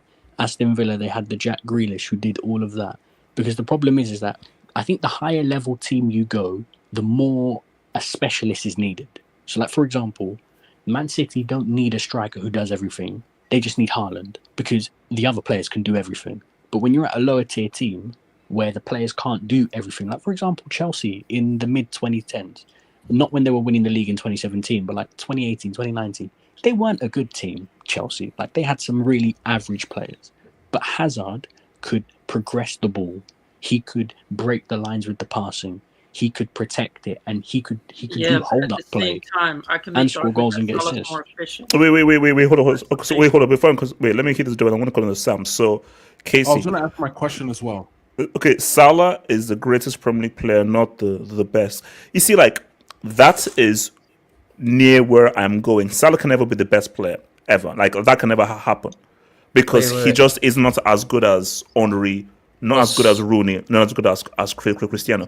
But greatest, that there's an argument. Because, see, best, that is a purely technical thing. And Salah is simply not on the same level technically as Hazard, as Henry, as Cristiano, as Rooney. But when you're not talking about greatest, you're not talking about numbers, impacts, stats, numbers, with a bit of aesthetics. Salah has a case. Salah has a case. So wait, I want to come to Sam. Right. The thing that really gets me annoyed about these conversations or even debates is that we argue against a lot of Twitter arguments.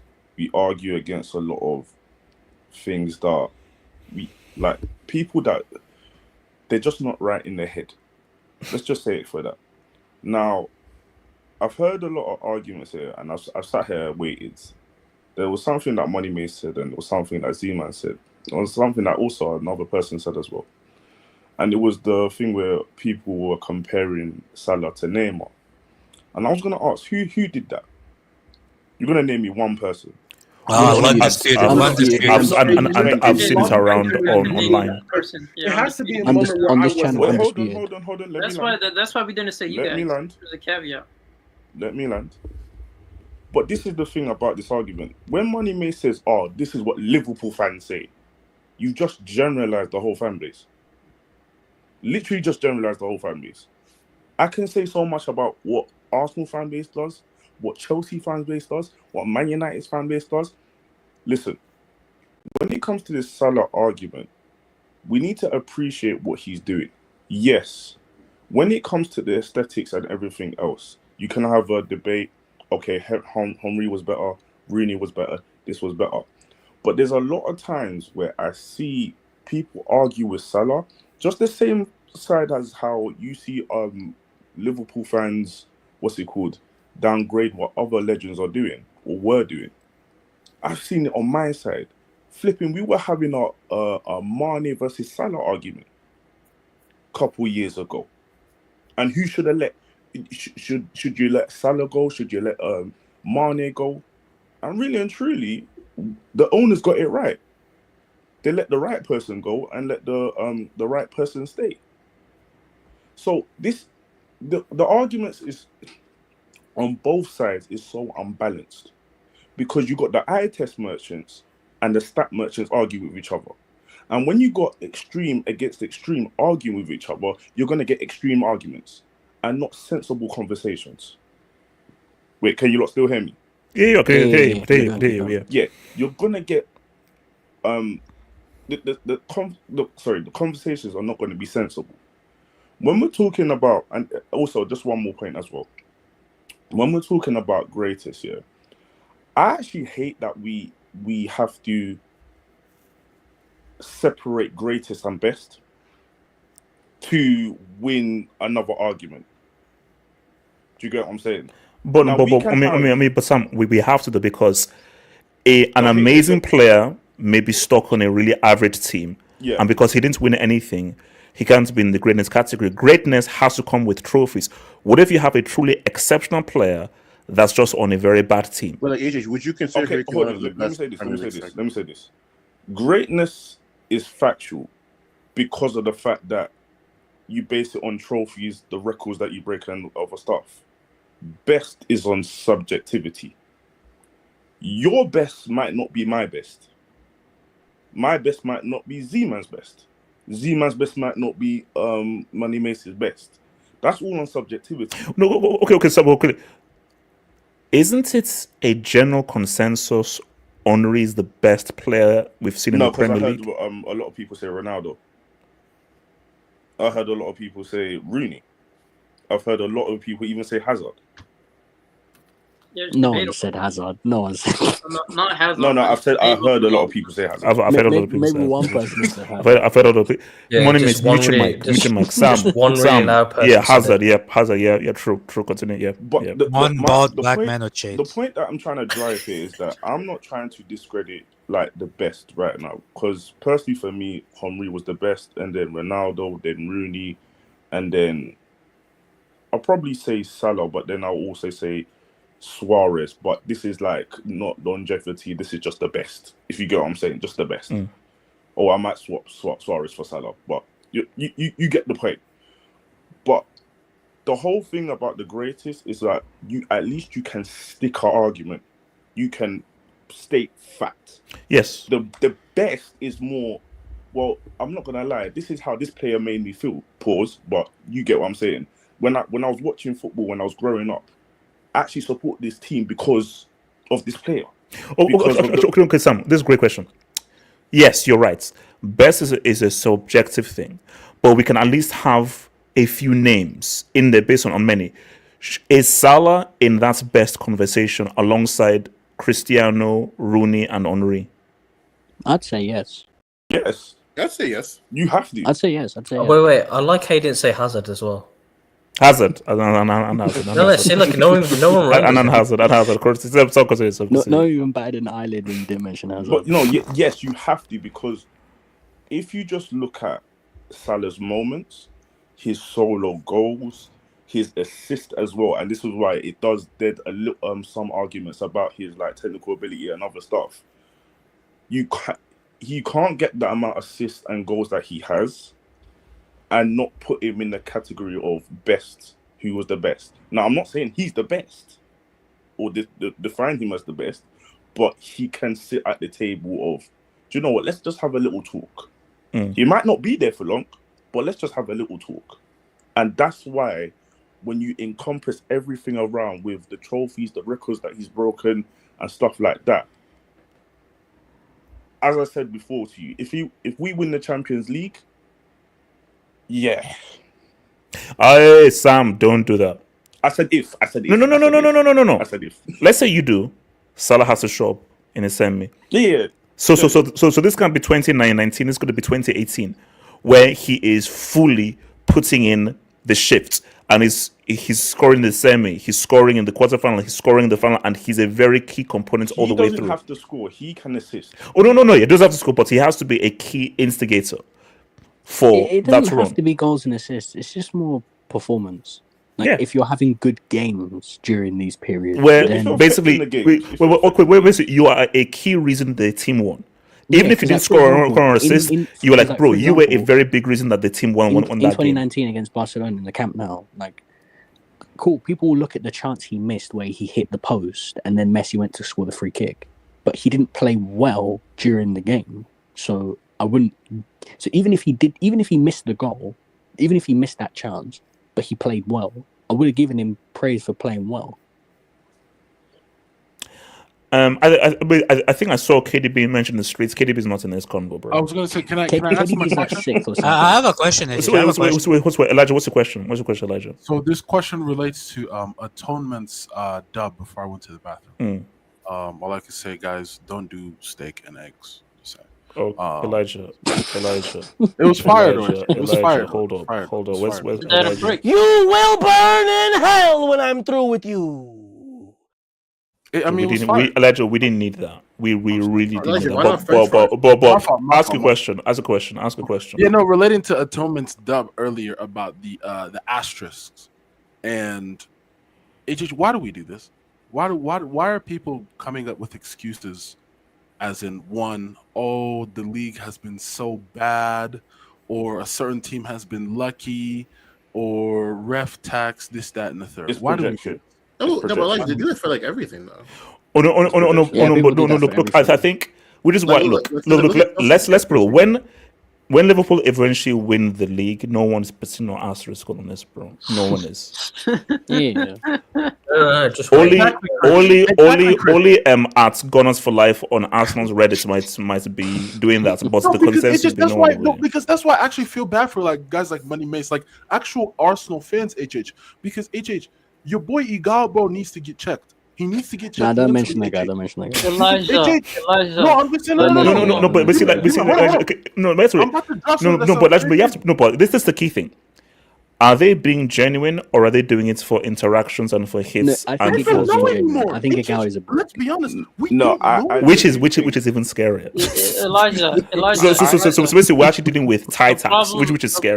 The problem with your assessment is you're talking to the problem in HH, because at the end of the day, he's going to be the one that brings up if Man City win the league next year. 100%. It's going to be like, I was about to answer that. I was about to ask that as well, bro. EPL really worth it? Were they really that good, or was it just Man City were off? It's going to be a conversation. Because I don't get it. Like, why can't we just give credit where it's due? Bro, he's taxed. I gave City credit when they won the trophy. Chelsea were at the second hand of it. I mean, to be fair, for example, like when Chelsea won the Champions League in 2021, like half of the people that were on here were like, "Oh, like it was only because of COVID." Like there was no people in the stadium. CCL as well. CCL was so that's just what people do. No. People are still trying to call it a COVID UCL. Yeah, so like which is my name is Jordan Laugh. You're one of those clowns doing that as well, bro. which really pisses me because, bro, do you know the amount of juju I had to do for that UCL? For you guys to discredit that you said, do you know the amount of juju I had to do? Wait, hold on, Elijah, why were you laughing at? Don't laugh. It's serious. Do you know the amount of juju I had to, bro? I was pretty much crying and sweating after the full time went. Can you just answer one question for me? Go for it. Yes or no? Did you wear a face mask and use hand sanitizer? I didn't wear. I do not wear a face mask. It's fresh. It's clean. No. In the Chelsea store, to touch it, do you have to use hand sanitizer 5 meters away from it? No. And no. But today you will not discredit my juju infested COVID UCL. I used all my juju on it. Wait, hang on a second. This is Chelsea. Do they even like black people in their store? Yes. A black man runs that store, by the way. A black man runs that store. Shout out to CFC. Okay, average CFC fan won a CL after Fatsad left. # heavy shit. All right. You know what's funny? Chelsea won a UCL before Hazard and the one after Hazard. Wait, J2S. It's amazing. Wait, hold on. Mason now had a better UCL. Wait. Grealish started over Kokmares in the UCL final. All right, Silence FC, thank you. Look, let's see.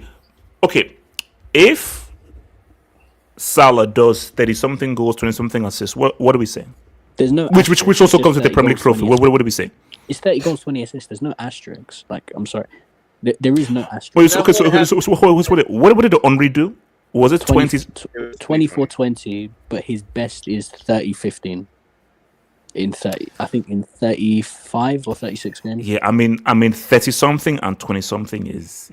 Yeah, no, which is why I'm not going to put an asterisk on it. Like you can't. Here's the thing, like, and especially and the key thing though is with Cody Rhodes, Baby, and my dad was kidnapped. Yeah. Bro, respect Cody Rhodes. I will not let you. No, you no, know, no, defend That's a Cody Rhodes. crazy nickname. I'm not gonna put asterisks. I'm not gonna put asterisks on it. Like, here's the thing. I do actually put asterisks on COVID trophies.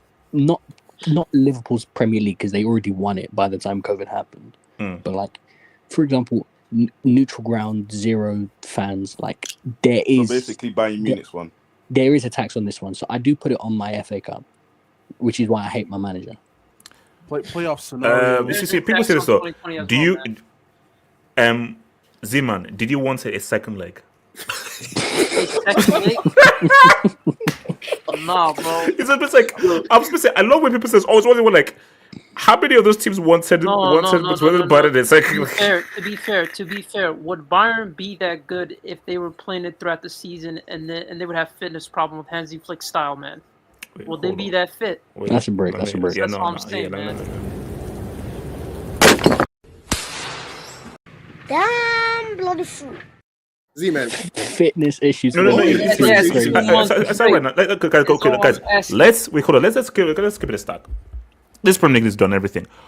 What I'm really interested in is that Champions League, because if Salah, let's say, is key and definitive in the quarters, in his semis, and the final, then we're having a very crazy conversation. What are we saying if they get knocked out on Wednesday? That ain't happening, man. No. J2S in 20. J2S in big 2025. You still believe in? Wait, didn't you hear what?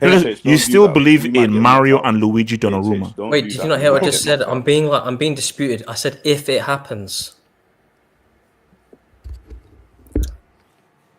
HH, don't do that. We might get knocked out. The tie. Nah, let's Sam, just stop. Like, I don't want to hear any crap about eighth bottom non-stop. No. Talk to me about Villa and no. Talk to me about Villa and Emery. Talk to me about Atleti or maybe Arsenal. PSG in 2025? Get the hell out of here. For the whole season, I've been arrogant. And rightfully arrogant that I said we'll win the Premier League in October. So this is, I'm not just saying this for fun. Excuse me? Wait, October? No, he did. He did. Remember, Mike and I called him crazy. Yeah. Exactly. I said it from October. So when I'm actually a little bit worried about something, there's a logical reason why I'm a little bit worried. Now, the Champions League, it's all about matchups, right? It's not about who really is the best, because not really the best. If you don't have to be the best to win it. That's what I always say. Sam, do you believe you can win this Champions League? I do believe we can win this Champions League, but I also do believe that we can get knocked out easily. But remember Atletico Madrid? Oh, you're not afraid of PSG's second leg? Bro, that was 5 years ago, man. No, that still haunts me to this day. Adrian tax, though. Yeah, but that's Adrian tax. What are we saying? What are we saying if Dembele scores a hattie at your ground, man? Are you? Z-Man, I can tell you it ain't happening. You know what I pray for? I pray that one year we completely, as like a community, disregard PSG. I pray for that day. I pray for 1 year we look at PSG the same way we look at Lugo, Pescara, Scunthorpe, and Braunschweig. You know that Chelsea pre-2012 was in those same PSG. My problem with the whole disregarding PSG is you were the one that started up this season. As soon as they won against Man City, you were talking about, are they title contenders? Are they going to win the No, that was KJ. That was KJ. Thank you. You posed the question. You posed the question, and you were trying to. You know, I did that for conversation. No, guys, you know me. Do you really believe that I'm gonna trust Ousmane Dembele to lead anyone anywhere? Convinced me. I do well believe done. that. Unfortunately, you have a way of doing that. No. When you posed a question, you knew what you were doing. You knew what you were doing. Basically, Liverpool are in a quarterfinal against Villa. That's what's happening. We know what you're doing. So, Sam, look, I told you, I used all of my reverse jinx to get the eyebrow tweaker out of the World Cup in Qatar. So, my thing is that, prepare for a quarterfinal against Emery. Let's talk. Over Wait, 2 you legs, get a top. Emery. Hold on, do you not No, get a top up So with Jinx? I'm done with PSG, bro. What if I have a question. What if Do Bruce you not get wins a at top Villa up with Park? Jinx? That was like 3 years ago. No, what if Bruce? Elijah, I'm actually no. Let's be real. Brugge can do something, but here's the thing. Elijah, here's the thing again. They ain't doing anything. Elijah, I've saved up. Elijah, hold up. I've saved up. Hold up. I've can. saved up enough money to retire in Nassau. Elijah, if I see Club Brugge in a UCL semi, I'm going to Nassau. Wait. With all due disrespect, if I see Club Brugge in a UCL in my UCL semi-final, I'm going to Nassau. And you know the worst is, you know, if they make the quarters, Elijah's gonna be like, "Man, Club Brugge, they're such a tough team. Like they're so difficult." You're right. And Elijah, we caught you in 16K with that UCL trophy in the background. Chill guy. There was no UCL trophy. Chill guy with the UCL trophy in the background. We caught you. That's not real. I have only one with the Prem. That's it. Actually, okay. What if it's? I just have the You know, I say a narrative here. So Liverpool, Premier League proper. Yeah, you're doing it. What if it's no, because just in terms of, you know how in life you should balance things. Liverpool, Premier League, You're boom, actually boom. the worst. UCL semi. Arsenal do a little signing. You've done this. Arsenal do a little signing, and then you run it back. The round 16. And then you rerun it back. Let's get 06 right. Let's rewrite 06. AJ, you've done this every stream since the 7-1, you know. Since on every stream since the 7-1, you've done this. I have a Moneybase, I believe in you guys to win that trophy. Moneybase, look at that. Moneybase, if with that trophy, You're laughing while you're saying that, man. That's what I'm saying, bro. If I was to win the trophy, what do I have left? I'm done. Nah. I know what you're gonna do. You're gonna go onto Reddit after this, and you're gonna throw a bunch. Out of curiosity, HH, what if a certain I was one of my favorites. Was it? What if a certain Danish team comes back against the London Cowboys? What are you gonna do? Oh, that's actually a very good. Copenhagen at the crib. Yeah, what are you gonna do? You said you want to complete the set. How are you gonna complete the set if you? Who the hell are FC Copenhagen? Who the hell? Who the hell are those clowns? Bro, we're coming back with our trophy, bro. Like what? We're there to collect the trophy. With all due disrespect, the FC.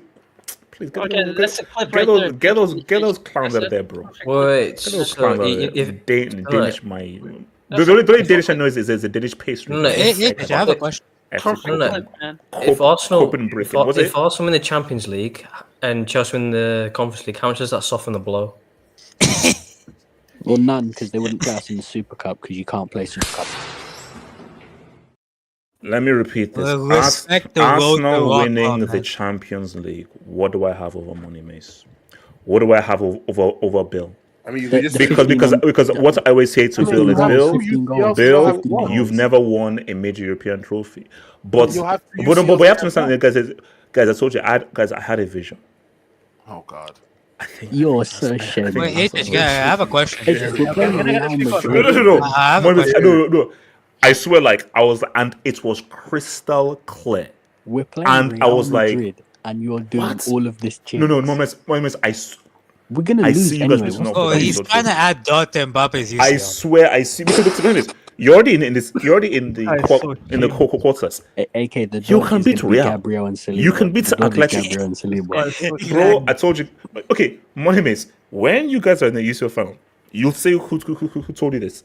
Ben White Doy. Honestly, I have some shit.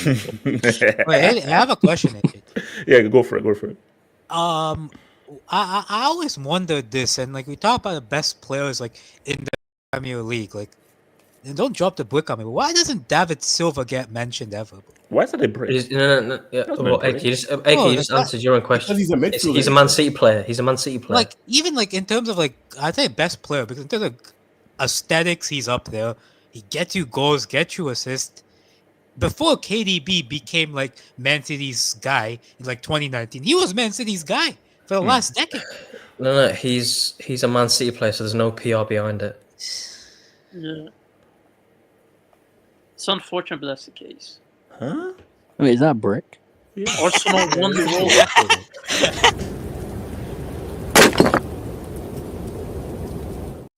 I don't think that's supposed to be an answer. Wait, does he mean Club World Cup? No, he just said World Cup. Yeah, you just said So World so no, that's a break. It's a break. So we beat like England in the final. So what Saka was playing against himself or something? Yeah. No, Did they evil Saka was Did they playing beat for Nigeria England. in the way? Wait, did No, Nigeria evil qualify for this Saka was World playing Cup? for England. Normal Saka was No, playing for we're not qualified for no World Cup, bro. We're not Can qualified. I just speak on the Salah thing? Casey, Wait, Casey, you're please telling go for me it. you can't? Yeah, You're telling me you Casey, can't hold up, because I qualify? need to have a bubble bath soon. So What? What? Why you te- Why are you saying that? let me guess. I can't have a bubble bath. Wait, who has a bubble bath? No, who has a banana? Who has a bubble bath at 2 a.m. in the morning? Because we know who you are. I do. Because I'm a vampire, late night medicine. So after I'm done here, I'm gonna have a bubble bath. Wait, so you're Nollywood Blade? Yes. Okay. I think like people just go way too extreme on this Salah thing. Like some people say that he's not even better than that Fadzard, and others like they start comparing to like someone like Neymar. I think like there is a middle ground you can have, which is that you can make a good argument that he is the greatest Prem player of all time, but he might not even be like top 3 best player. And I think because like there is such a gap in like technical ability of like Henry and Salah. I don't think like it's even like I don't even think they're in the same planet, man. Like it's dumb to even compare them in terms of like attributes. In terms of greatness, so you say that's his greatest arguments in terms of stats, numbers, technique, aesthetic, So everything. and that's why I think like you can make a good argument that he is the greatest Prem player. But come on, man, he's not the best, bro. Wait, how close is it between Hazard and Salah, Casey? That's not different stratospheres. And also Casey hates a gap is as big as Hazard's belly. Dude. I'm not No, but I will give it that. I will give it that. Like both are international flops, Zard and Salah, but at least Zard showed up in a World Cup, bro. Salah. I don't remember like him having one good international tournament. Like honestly, like 2017 was decent. I'll give. No, I have all his Zard was the captain of the #1 team in the world. You know, according to FIFA rankings for like 5 years. My fellow Americans, can you please talk to your president? I mean, I'll try to talk to Jenny. Can you please Trump talk to your is saying president? that he's please, gonna man? make a FIFA I'm coin. not man. gonna lie. I'm all for it, man. Let's He's create making FIFA Bitcoin. AK, excuse me. Yes, Trump said that he's gonna make a FIFA coin. Why is this guy obsessed with coins and stuff because like that? it's a scam, right? It's a scam. Like so anyone can buy him basically. So they can buy the coin and it's kind of like a bribe. Also, I don't think Trump It's a meme coin, essentially. Yeah, and also, wait, are these guys gonna have? Wait, hold on. Let's just sort this out real quick. Because there's one reason why the tournament is here anyway. No. Okay. So my thing, I dare them to make that halftime more than 15 minutes. It won't. I dare them. The Super Bowl halftime is less than 15. Well, imagine No. I saw it's like 20 minutes. No, there shouldn't be a halftime. No. Remember, the halftime show is like 12 minutes, but there's time to set up and there's time. So I think imagine, basically the players are in a halftime thing for at least 20 minutes for the Super Bowl. Imagine Don't you dare make the thing more than 50 minutes in football because that's the standard. And also, which football fan is going to sit down and watch the halftime show rather than, bro, what's going to happen in the second half? Yeah, and I'm not watching no freaking halftime show. They World Cup fan. Are you NFL, sick? man. It is not NFL. Like stop. Imagine you're like I don't know. I was gonna say England. You're going to halftime down 3-0, and Drake comes out and sings songs from Certified Drop. So I'm down 3-0 and I want to hear Drake go drop. No, AJ, then you saw him saying Wagwan the Lila, like something like that. And then I will jump on the stage like that guy in that courthouse did to African Judge. Imagine you're like I don't know, like a Spanish team, and Drake sings that Meet the Padres and No. But basically, my thing though is it's just Infantino. This guy, he's such a sellout. First of all, no one wants your Bombers Club World Cup, a Club World Cup that's not featuring all of the biggest teams. And a World Cup halftime show? Are you dumb? No, but didn't you see how the key unlocked the trophy? Like, bro, Trump was not impressed. Wait, hold on. Let me. This is for Infantino, bro. Is there a key to unlock the trophy? No. You know, that's the funny thing. You know, in the key, you only unlocked it. He had to re-figure it out when he unlocked it. Like, you think when you unlock it, it'd fall into place, but he started putting his hands all over it. I'll be real. The amount of if that happens, I'm taking a gun and I'm shooting the TV screen, amount of time Trump is with Infantino, I genuinely think like he's rigging the World Cup for America. He's with Infantino. Guys, the way Trump has been moving, guys, I will not be surprised if Pulisic lifts up that trophy next summer. Exactly. I will not be surprised, bro. Because guys, think of the optics. Exactly. I was president when America lifted up the biggest sports trophy on a home soil when I was president. Guys, I'm putting more money on you. You know, Pulisic is a Trump supporter, so they might have that connection. Yeah, so they might have that connection. Yeah, so you might actually think about it. Yeah, bro. No, but seriously, like a halftime football is not that kind of sport, bro. It can't work for football. I'm not gonna lie. No, because my thing, guys. During the halftime of the World Cup final, all we're thinking about is keep these singers away. No, because you have to understand that most people that watch the Super Bowl are not really watching the freaking. How much people do you think that aren't that are casuals that don't watch the sport are going to be watching the World Cup final? There's going to be abundance of them. Yeah, there's going to be, and the halftime is going to be catered to them more so than fans that actually watch the sport and keep up. World Cup and around 1 billion people watch it, regardless of the halftime. That's my point. All those billion people aren't football fans, man. No, but I'm saying that they always watch it, like around 900 million to billion. I mean, like, as much as I hate to admit it, like Zeman does have a point, like. Who has a point? Now, my thing is, I think you can probably do better than Drake. But if, let's say, you have like Drake, you have Beyonce, you have all the biggest stars there for a halftime show just to represent like America and everything, you have some guys who are like, hey, I want to watch these superstars do a show. But basically, my whole issue though is that don't you dare make it more than 50 minutes. 50 minutes is the allotted time for a halftime in football. Don't now make it 20-something minutes because no, that's unfair. No, 50 minutes is what a halftime is in football. Don't mess with that. No, there with shouldn't be your halftime thing. Don't you dare mess with that. Be halftime to begin with. Like, just stop this, bro. Like, it's just garbage. Just play as it is, man. Like, what is this? Well, if you've got Infantino, then I don't want to play Drake before the game. Wait, Elijah, what are you saying? No, I was saying pull up my AVI. There's only one reason, AJ. There's one reason. Guys, why does this look so real? I don't know. Why does this actually look like? Guys, I'm like, this looks like, yeah, I think this happens. I can just see the scenario of him handing that trophy to Pulisic. You would say to the countries like, bro, if you score against us, we're withholding trade from your country. Okay. Well, I can't lie. I might try to get bro. You know what, guys? On that note, guys, I'll see you guys after the Arsenal United game. Peace out. One love.